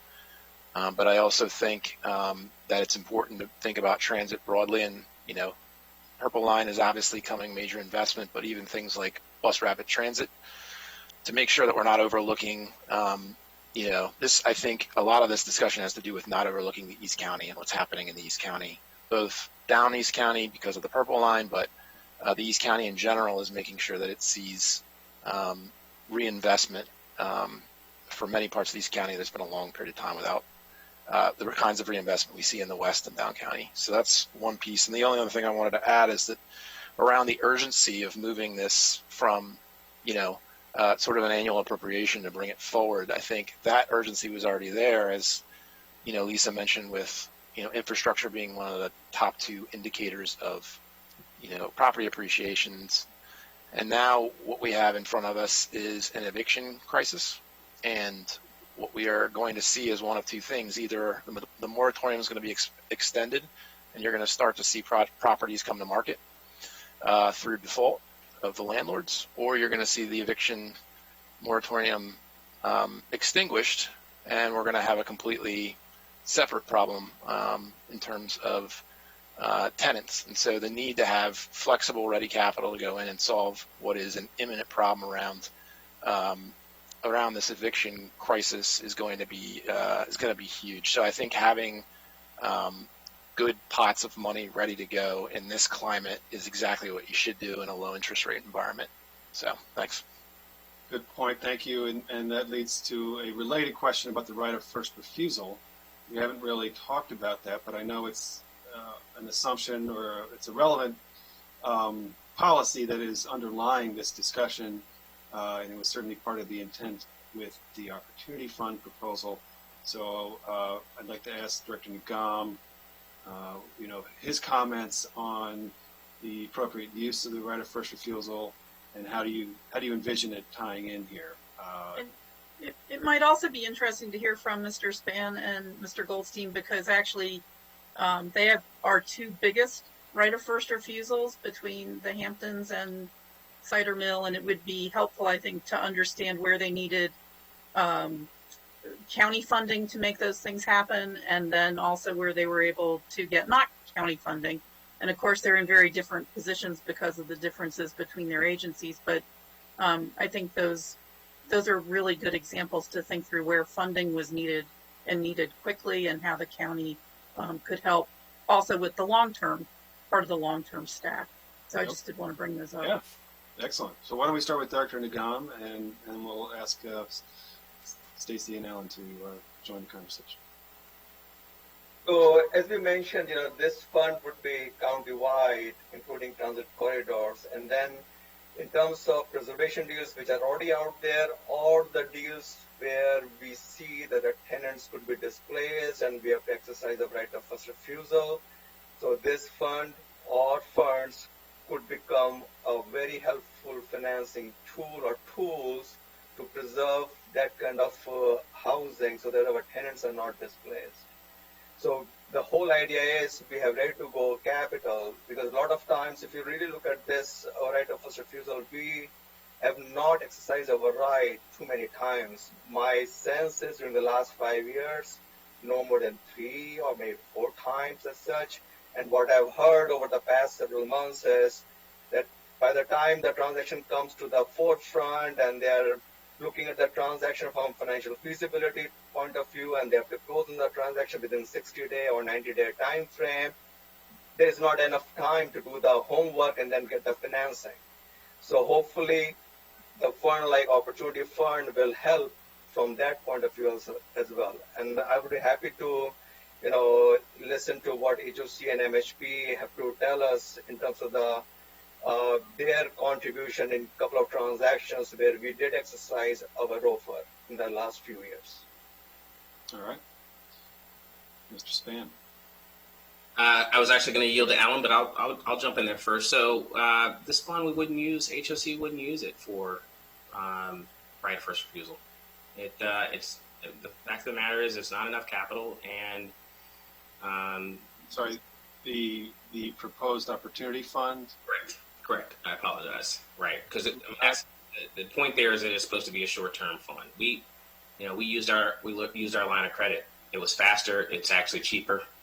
It was more flexible for us, and I think that the real issue is not, for us at least, finding the short-term funding to to acquire the property. That wasn't the issue. The issue, and Director Nagam points out a bit of this around due diligence, is one that is pretty significant. And so, yes, they're the normal due diligence components, but I think what makes these incredibly difficult is the need to keep the affordability level, right? And so what we did in Cider that was unusual was acquired it. We're doing the due diligence, but at the same time, we're working to get a real understanding of the affordability needs of folks who were there. And by the way, that's lower than the stated existing affordability on property, right? And so when it came to do the permanent financing, that's where we really needed the capital, right? In the case of Cider Mill, you would likely not have gone to this opportunity fund for financing because you had that kind of funding. Well, I mean, not because we had it, but because as proposed, it doesn't work for us, right? You want something that's at 80% loan to value. It looks like a private sector deal. Yes, there were. You mentioned this 80%. Is that in the language of this opportunity fund, or is that a general? In early discussions, that is precisely what we heard. Now, I haven't heard anything today to change my mind. There wasn't anything about loan to value. There wasn't anything about the terms, the interest rates. The short term, we've heard that, but there are no numbers. So I can tell you, based on what we learned or ascertained during the sort of earlier days of this proposal, it would not have been particularly appealing to us. And can you please? Yeah. So let me answer this question. So what we talked about was 80-20 or 90-10. So when you go in and you apply for a loan, your lender is going to give you 80% loan to value. And then this other 20%, which is the delta, that's where this fund comes into play. That's what Frank was alluding to when he was doing his example. So if you come to 100% loan to value, yes, HOC may have the resources available, and they may not be, looking at this opportunity fund in a more favorable way, or EHC may have their own capital. They can access the capital markets. But then there are other affordable housing developers who want to come into the county and want to do preservation, but they're not coming in because they see impediments. We are taking those impediments out. We're creating a capital source for those developers that we are open for business, come in and do preservation or do new construction, whether it's county-wide or through along the transit corridor. So we are basically leveling the playing field, which I mentioned during our last PHED committee meeting. Okay, so that's where this 80-20 or 90-10 comes in. Leveling the playing field for me means creating sustained affordability in a community-connected property. Right. I mean, I thought that's what we were doing, but I just want to, so. You can talk about playing the field in any number of ways. I mean, from the racial equity point of view, which we are looking at every single program across the county, we're creating equal opportunities. Stacy's point is that at 80-20 loan to value, it's hard for them to create deeper affordability. Well, that's the 80-20 coming in when you're doing the acquisition. So as you're putting your transaction together over the next 3 or 4 years through accretion, and that's what I have done previously in my prior life. When we went in and acquired 700-unit project, we didn't have the maximum affordability that we were looking for on day one. But over a period of time, as the accretion happened, we did achieve those affordability goals. So that's how it works. It may not happen on day one, but we know that over a period of time, those affordability, whether it's through ultimately through a permanent financing package, through whether it's tax credits or what have you, you can achieve those goals. Isn't this fund a day one fund? I mean, this is what I'm confused about and have been Yes. from the beginning. There's two different types of funds here that we're talking about. One is short term, one is long term. You're offering and suggesting short term, and the argument is, well, the affordability will come later in the long term financing, and so it's still unclear because it started as a right of first refusal conversation. I haven't heard that much about right of first refusal since the initial conversations. It just seems unclear to me. You know, if the answer is that the point of this is not to create deeper levels of affordability, it's to allow for short-term financing, and the long-term financing is really about deeper levels of affordability, then, you know, fine, let's talk about it in that way. But it seems like the target keeps moving here a little bit. Well, okay, let me just clarify something here. So the fund that we have proposed is to preserve housing in terms of naturally occurring affordable housing. So when you look at any transaction which is within the county or along the transit corridors, which is naturally occurring, which we had the conversation this morning, that's the naturally occurring affordable housing. And that's where this fund comes into play. And then over the next 2 or 3 or 4 years, as the permanent financing is put together, then you can have deeper affordability through different sources of financing. It's not just for ROFR per se. Yes, ROFR, you could use it for ROFR as well, but then this is basically for preservation across the county lines. But let's go to Alan Goldstein, whose organization also has done a significant market affordable transactions. Sure, thanks. And Linda, thank you for encouraging me to dust off some of those dusty brain cells to remember that transaction. That was a very, very interesting opportunity where there were 768 naturally occurring affordable housing units at risk in a lovely location in Germantown near good schools, transit, and retail. So the county did not want to lose that asset and looked for opportunities to acquire it, leveraging private sector capital. It was all done in the context of looking at it through the right of first refusal lens. Whether or not it was ultimately a right of first refusal execution, sort of a technical question, since the buyer seemed to be on their way out as they were going through the due diligence process. The way we put together the financing in partnership with DHCA was pretty innovative, and Rick Nelson, his team, Lawrence and Stephanie, they brought lots of great ideas to the table.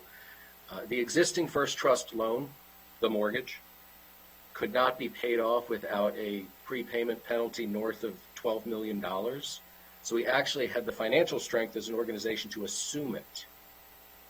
We simply took over responsibility for that $65 million loan to pay the majority of the $90 million purchase price. We were able to convince the current owner and property manager to leave $12 million in the transaction as an interim bridge loan while we repositioned the asset and sought to achieve stabilized financing, much the way that Frank and Asim are talking about. To Stacy's point about the adequacy of the capital, the DHCA initial investment was just north of $14 million. So we would have consumed the entirety of either of these proposed funds and then some. And then AHC brought $3 million of our own capital to the table.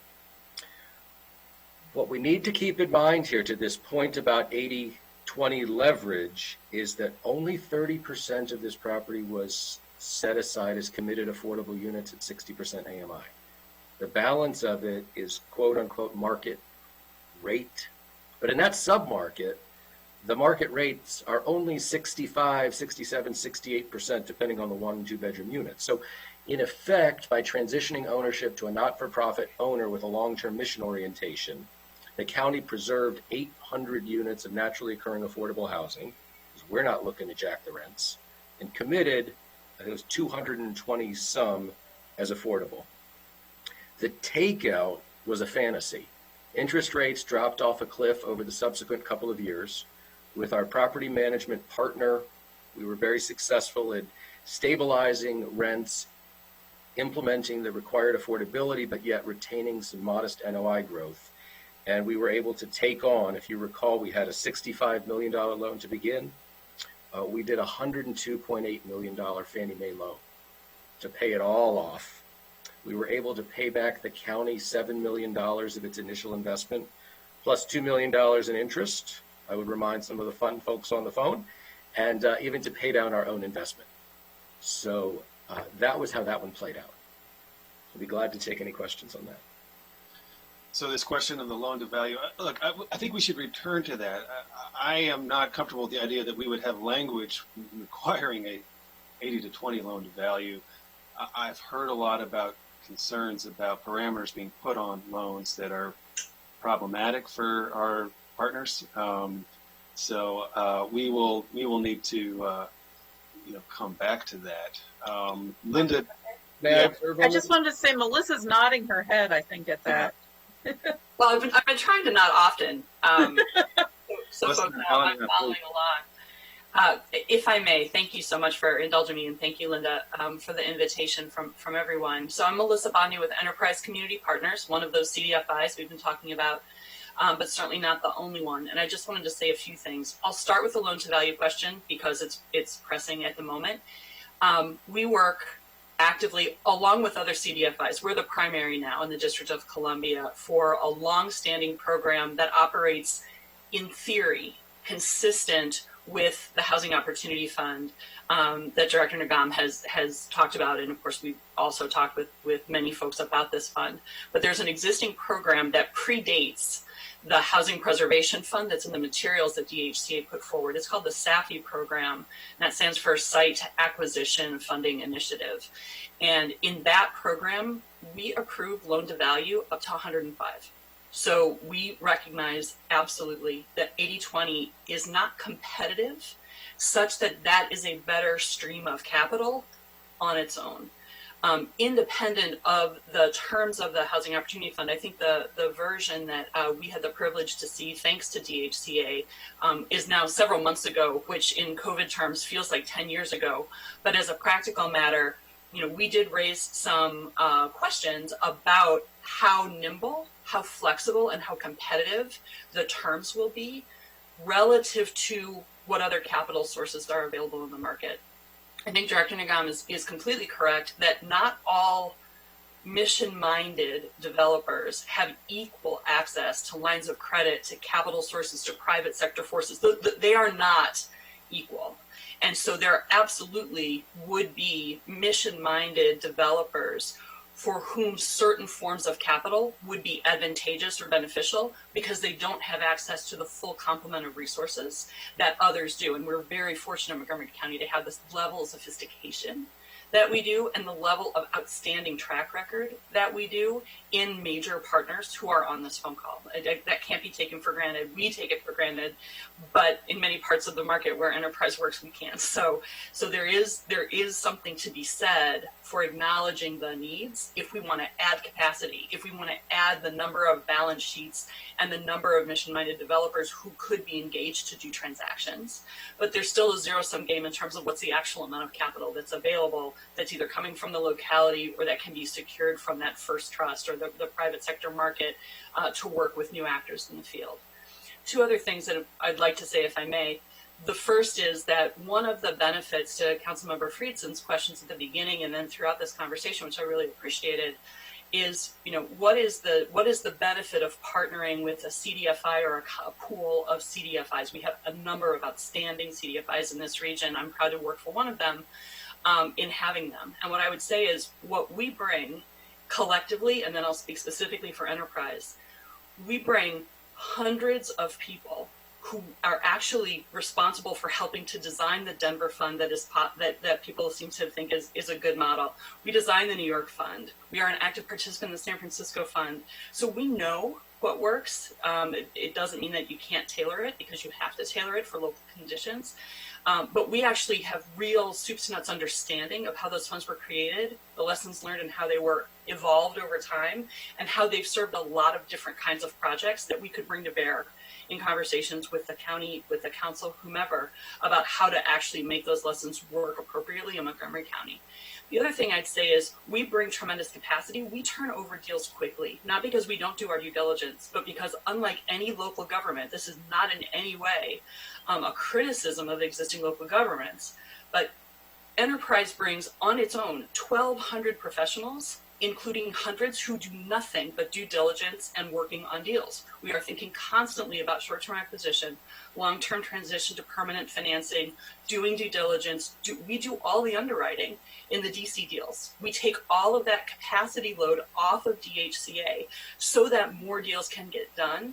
And we're federally regulated. We don't get to just be mom and pop and say, trust us, we're going to do it. We have many, many folks who make sure that what our due diligence includes is something that would adhere to any high standard that Montgomery County would impose, while also being a competitive partner, but turning over deals.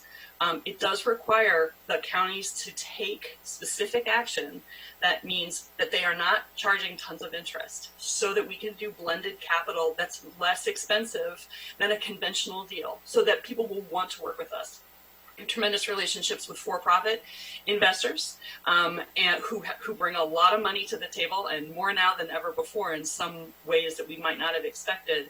And you multiply that across NeighborWorks, across LISC, across ourselves, Capital Impact Partners. There's so many of us who are doing this work. We can attract capital to really force multiply. We can give you 5 times leverage. We can give you more than that. We can really build this, especially if there's a concerted commitment and a named vision and goal for what's needed, that then we can go sell, to be quite candid. And then the third thing that I'll say is George put together this outstanding presentation at the beginning of all the work that the Purple Line coordinating groups have done. We are attracting net new private sector dollars in philanthropic that is also being layered in, and that cannot be understated. That is exceptional, and that is net new money that is not here otherwise. And if we put our commitment, make our commitment clear, we're going to attract more. That's exactly right. And CDFIs are in excellent positions to go get it. We are in great positions to go get it. We got millions of dollars from City Community Capital to do Purple Line work before anybody had heard of some of the work that's been in place since 2018. And it's because people buy into a vision and then they're willing to support. And when one group supports, then other groups say, oh, wait, what are you doing? Well, maybe we want to get in on that. We want to be part of the success. So I just wanted to mention that there are a lot of catalytic opportunities in what you are talking about today that, speaking on behalf of our entire organization, Enterprise strongly supports for the benefit of all of the CDFIs and the role that we play. But not to put too fine a point on it, if the money that's available in the acquisition fund and or the permanent financing fund isn't nimble, isn't acknowledging that some parts of every deal won't be known until after you've already said yes, and that's okay. We will be challenged to make the most out of it, and we can bring to bear a lot of flexible capital on the equity side, on the debt side, on the grant side to kind of layer on top to make those deals more advantageous to the county and obviously to the nonprofit partners and the residents who live there. But there has to be a little bit of faith in providing more flexible terms, more competitive terms, to really take advantage of that catalysm, and then allow CDFIs who will go through an RFP process, no doubt, who will have to be vetted by the council, who will have to provide, explicit feedback both to the executive branch and the legislative branch on how well we're doing, because there is accountability and measurement. CDFIs are very comfortable with that. But to let us be what we do best, and that is move capital quickly with due diligence to get transactions done, to stay competitive in a market where what we are taking advantage of from you will pay back at least 5 times more over the course of however long you would like this to go, 5 years, 10 years, 20 years. So that's my infomercial on behalf of CDFIs in support of this proposal. Thank you very much for allowing me to speak. Thank you, Melissa. Again, I am intent upon the county demonstrating and then fulfilling a big commitment to investing in the Purple Line corridor and to preservation of housing in the corridor. And I am concerned if we don't do what we're talking about today by putting the funding on the table and then putting a parameter around it, not the specific loan to value kind of parameters, but the parameter of this is what it's for. That, what I've heard is our private partners don't think the county is really all that committed here. So we've got to show our commitment in order to attract private commitment. Councilmember Friedson, some questions, and then I know we need to wrap up. So we are not going to finish the conversation today. I think we've made tremendous progress.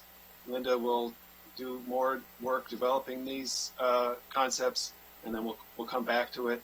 I believe this month we'll be able to still have time to come back to it. And I have to exit, Mr. Chairman. I know Mr. Friedman, so I just want to let you know. But thank you, everybody. Thanks. Great. So a couple things. One is, Ms. Monty, thank you for that. I actually think you gave the most compelling argument for why a fund like this and leveraging what CDFIs bring to the table makes a lot of sense. So I appreciate that. I just want to say, from my perspective, I am a huge believer in CDFIs. In fact, when I was at the state level, I served on a national working group figuring out how the ABLE program, Achieving Better Life Experiences, disability savings programs, were going to launch nationwide with all kinds of different stakeholder groups, and then on the working group at the state level and working through it. And I was among the biggest advocates for why we wouldn't nationally just partner with CDFIs and allow CDFIs to do it. Ultimately, I didn't fish my wish, and that's not how it turned out. I think we found an alternative route in order to do it, and it's worked out pretty well. But that was my initial thought process for all the reasons that you have stated and all the benefits that you have discussed. So I just want to reiterate the fact that I'm a big believer in that. I'm very appreciative of Enterprise specifically. I can point to many projects, but just one comes to mind in my district, in District 1, very close to where I grew up in the Scotland community, the 9% tax credit deal, and one of the best projects that I have seen in the county, not just for the structure of the deal itself, but for the unique features of the community and the needs that were able to be fulfilled in that project. So thank you for that. I really do appreciate it, and I've said it before, I'll say it again. You bring some really important points up in your comments because, as I mentioned before, you talk about all the benefits, which I agree with, which would be having the CDFI or CDFIs do the underwriting, do the due diligence, do all of the things that you have discussed, and the core competency that you bring to the table, both in leveraging and in expertise, in order to do that, to take that off the plate of DHCA. Previously, we were told the opposite of that DHCA would retain and have that, and that was a core feature of what was being discussed. I'm inclined to agree with you that if we were going to go in this route, having the fund manager that has the subject matter expertise to do this type of thing would be the most efficient and best way to move forward. But I think it raises the broader question of how fully developed is this proposal right now? Have we thought through exactly how it's going to be structured? I think we've fleshed out a number of issues. I think there's a few more major ones to figure out, but I do agree with the chair that we ought to figure out what those look like and come back. But it does, to me, raise the broader question you mentioned in RFP. This is currently structured and proposed as cash, as recordation tax cash, not to be bonded through traditional means through the HIF. In this fiscal year, the one we're presently in, and in the subsequent fiscal year, $8 million and $6 million combined for $14 million. It begs the question to me of, given where we are today, I just think we need to set realistic expectations.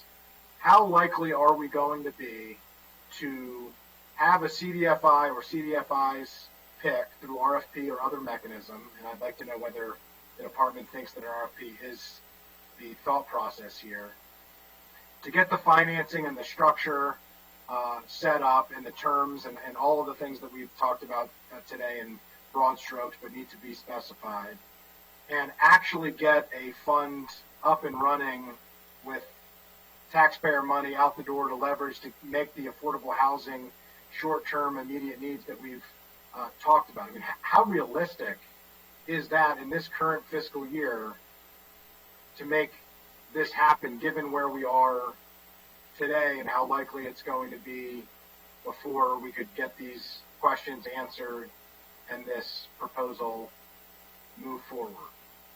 Well, let me start here. And first, full disclosure, I started my affordable housing career with Enterprise in early 1990s.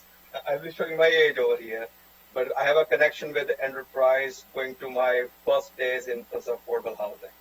Now, in terms of the RFP process, as we mentioned during the last PHED committee, we have had discussions with the procurement office, and our read right now is that we don't have to go through full-blown RFP process per se.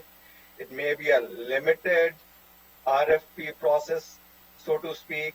So we think that once the monies get appropriated in about 6 months' time, we can have the fund put together by the time the selection process goes through the legal documents, the county attorney's office, and the CDFI attorneys. And so it takes about 6 months or so. So can I just, I'd like to get this fleshed out offline with council staff and the county attorney and procurement, but I think this is a really important point. We've appropriated this funding. The funding is available. There's no question as to whether or not this funding is going to be available in this current budget, but we need to release the funding for the specific purpose. And I'm still unclear as to when we're going to find out what that specific purpose is going to be. Is the goal here to say, we figured out some of this, we'll figure out the rest, just give us the money and we'll make it happen? Or is the thought process, we're going to come up with and develop an actual proposal with specific details of what it's going to look like, and at that point the council is going to approve that specific proposal and then move forward?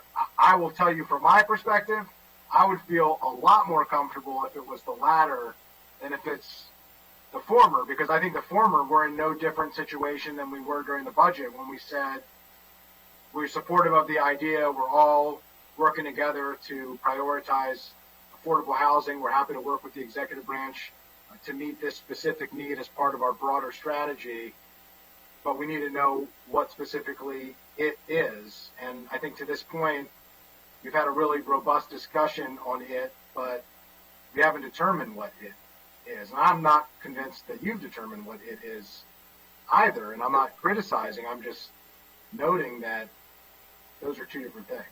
No, that's a very good comment, Council Member Pearson. So, and I can have the benefit from Linda or from Chairman Reamer. My suggestion would be that once the council appropriates the money, we go full court press in terms of selecting the CDFI.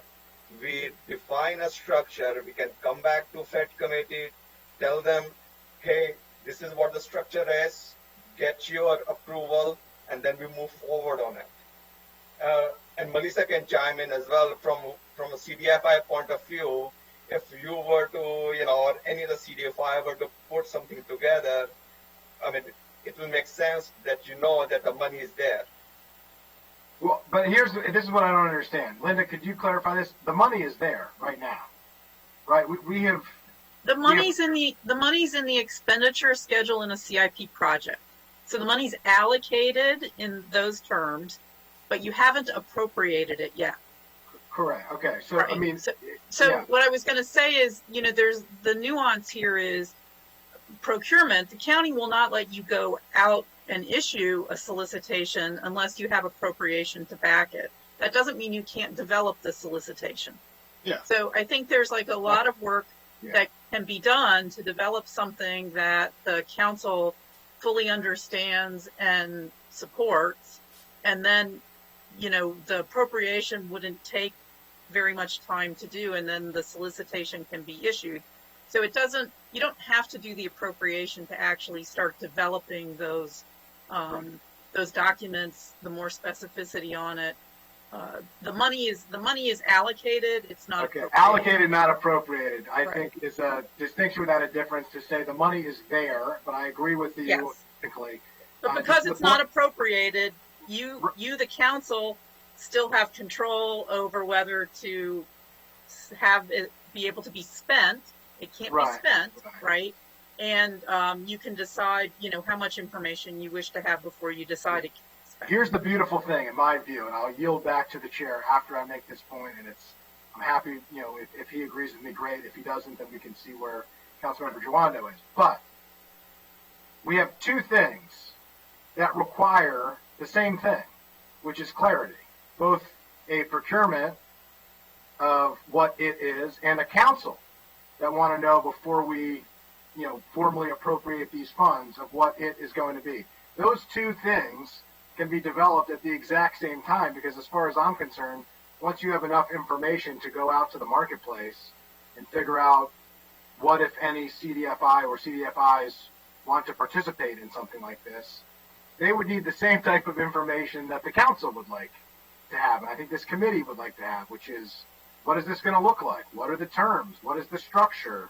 How is this going to work? How does it dovetail into our long-term financing strategy? I mean, those are the questions that remain that haven't, I don't think, yet been answered, and it wouldn't necessarily hold up the next stage of the process, which is the procurement process, because I don't think you can move forward with a procurement and say we're going to do something that's fairly in the developmental stage and, based on a few conversations we've had, put it out on the street. You're not going to get the response that you would need from the community because I don't think anybody really understands what they'd be bidding on and what they'd be working on. And so, I think both things can happen. Both trains can happen on a parallel track, and it can come back to us when it's developed. We can approve it, and as soon as we approve it, then legally the procurement is allowed to take place. That would be my...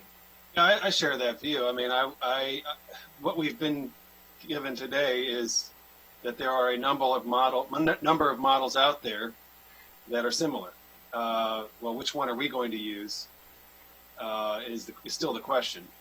So, I think we can ask for more details before releasing the funds, and it's important to note that should not prohibit or prevent very productive conversations about partnerships with CDFIs.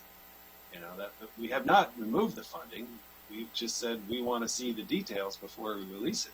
If we had removed the funding, then there would be nothing to talk about. Well, and just one point of clarification, I totally agree with you. The executive branch has to do the solicitation in some form or fashion. It might not have to be a full-blown RFP. All the things that we're talking about here are the exact same things that the executive branch needs to figure out in order to move forward with that solicitation. So all I'm suggesting is let's do both at the same time so that we are approving something that is also going to be needed in order to actually operationalize this. Right. Would delay that not at all.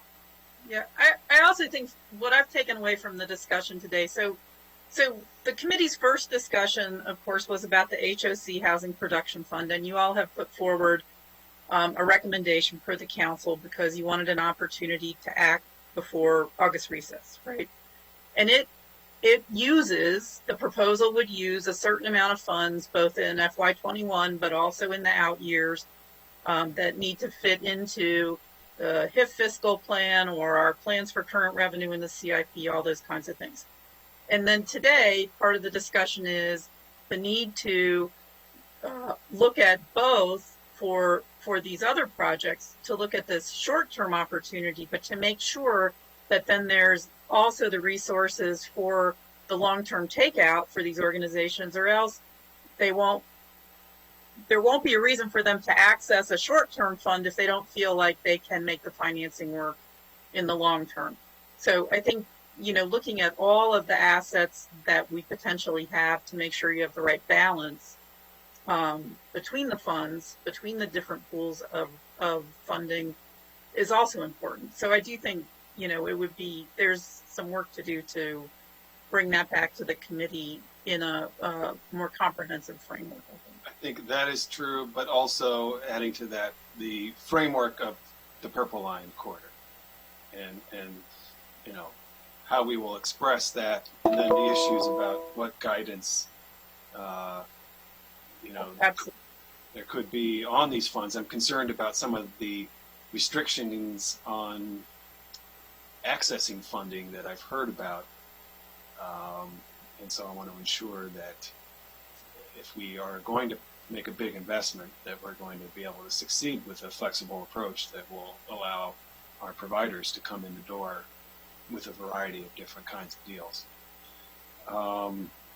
So, okay, I think we have to stop. I would love to be able to continue, but I'm already 12 minutes late for a COVID-related call. So I think we made a lot of progress. Linda, you've got your marching orders, that's for sure. Thank you so much. Thank you to Andrew, great participation, and Will and Evan in absence. And George, great to see you. Thanks for everything you're doing, and to all the providers. Thank you. OMB, I don't know if Poten had a short comment she wanted to make. I see her with her hand up. Yes, thank you, Linda.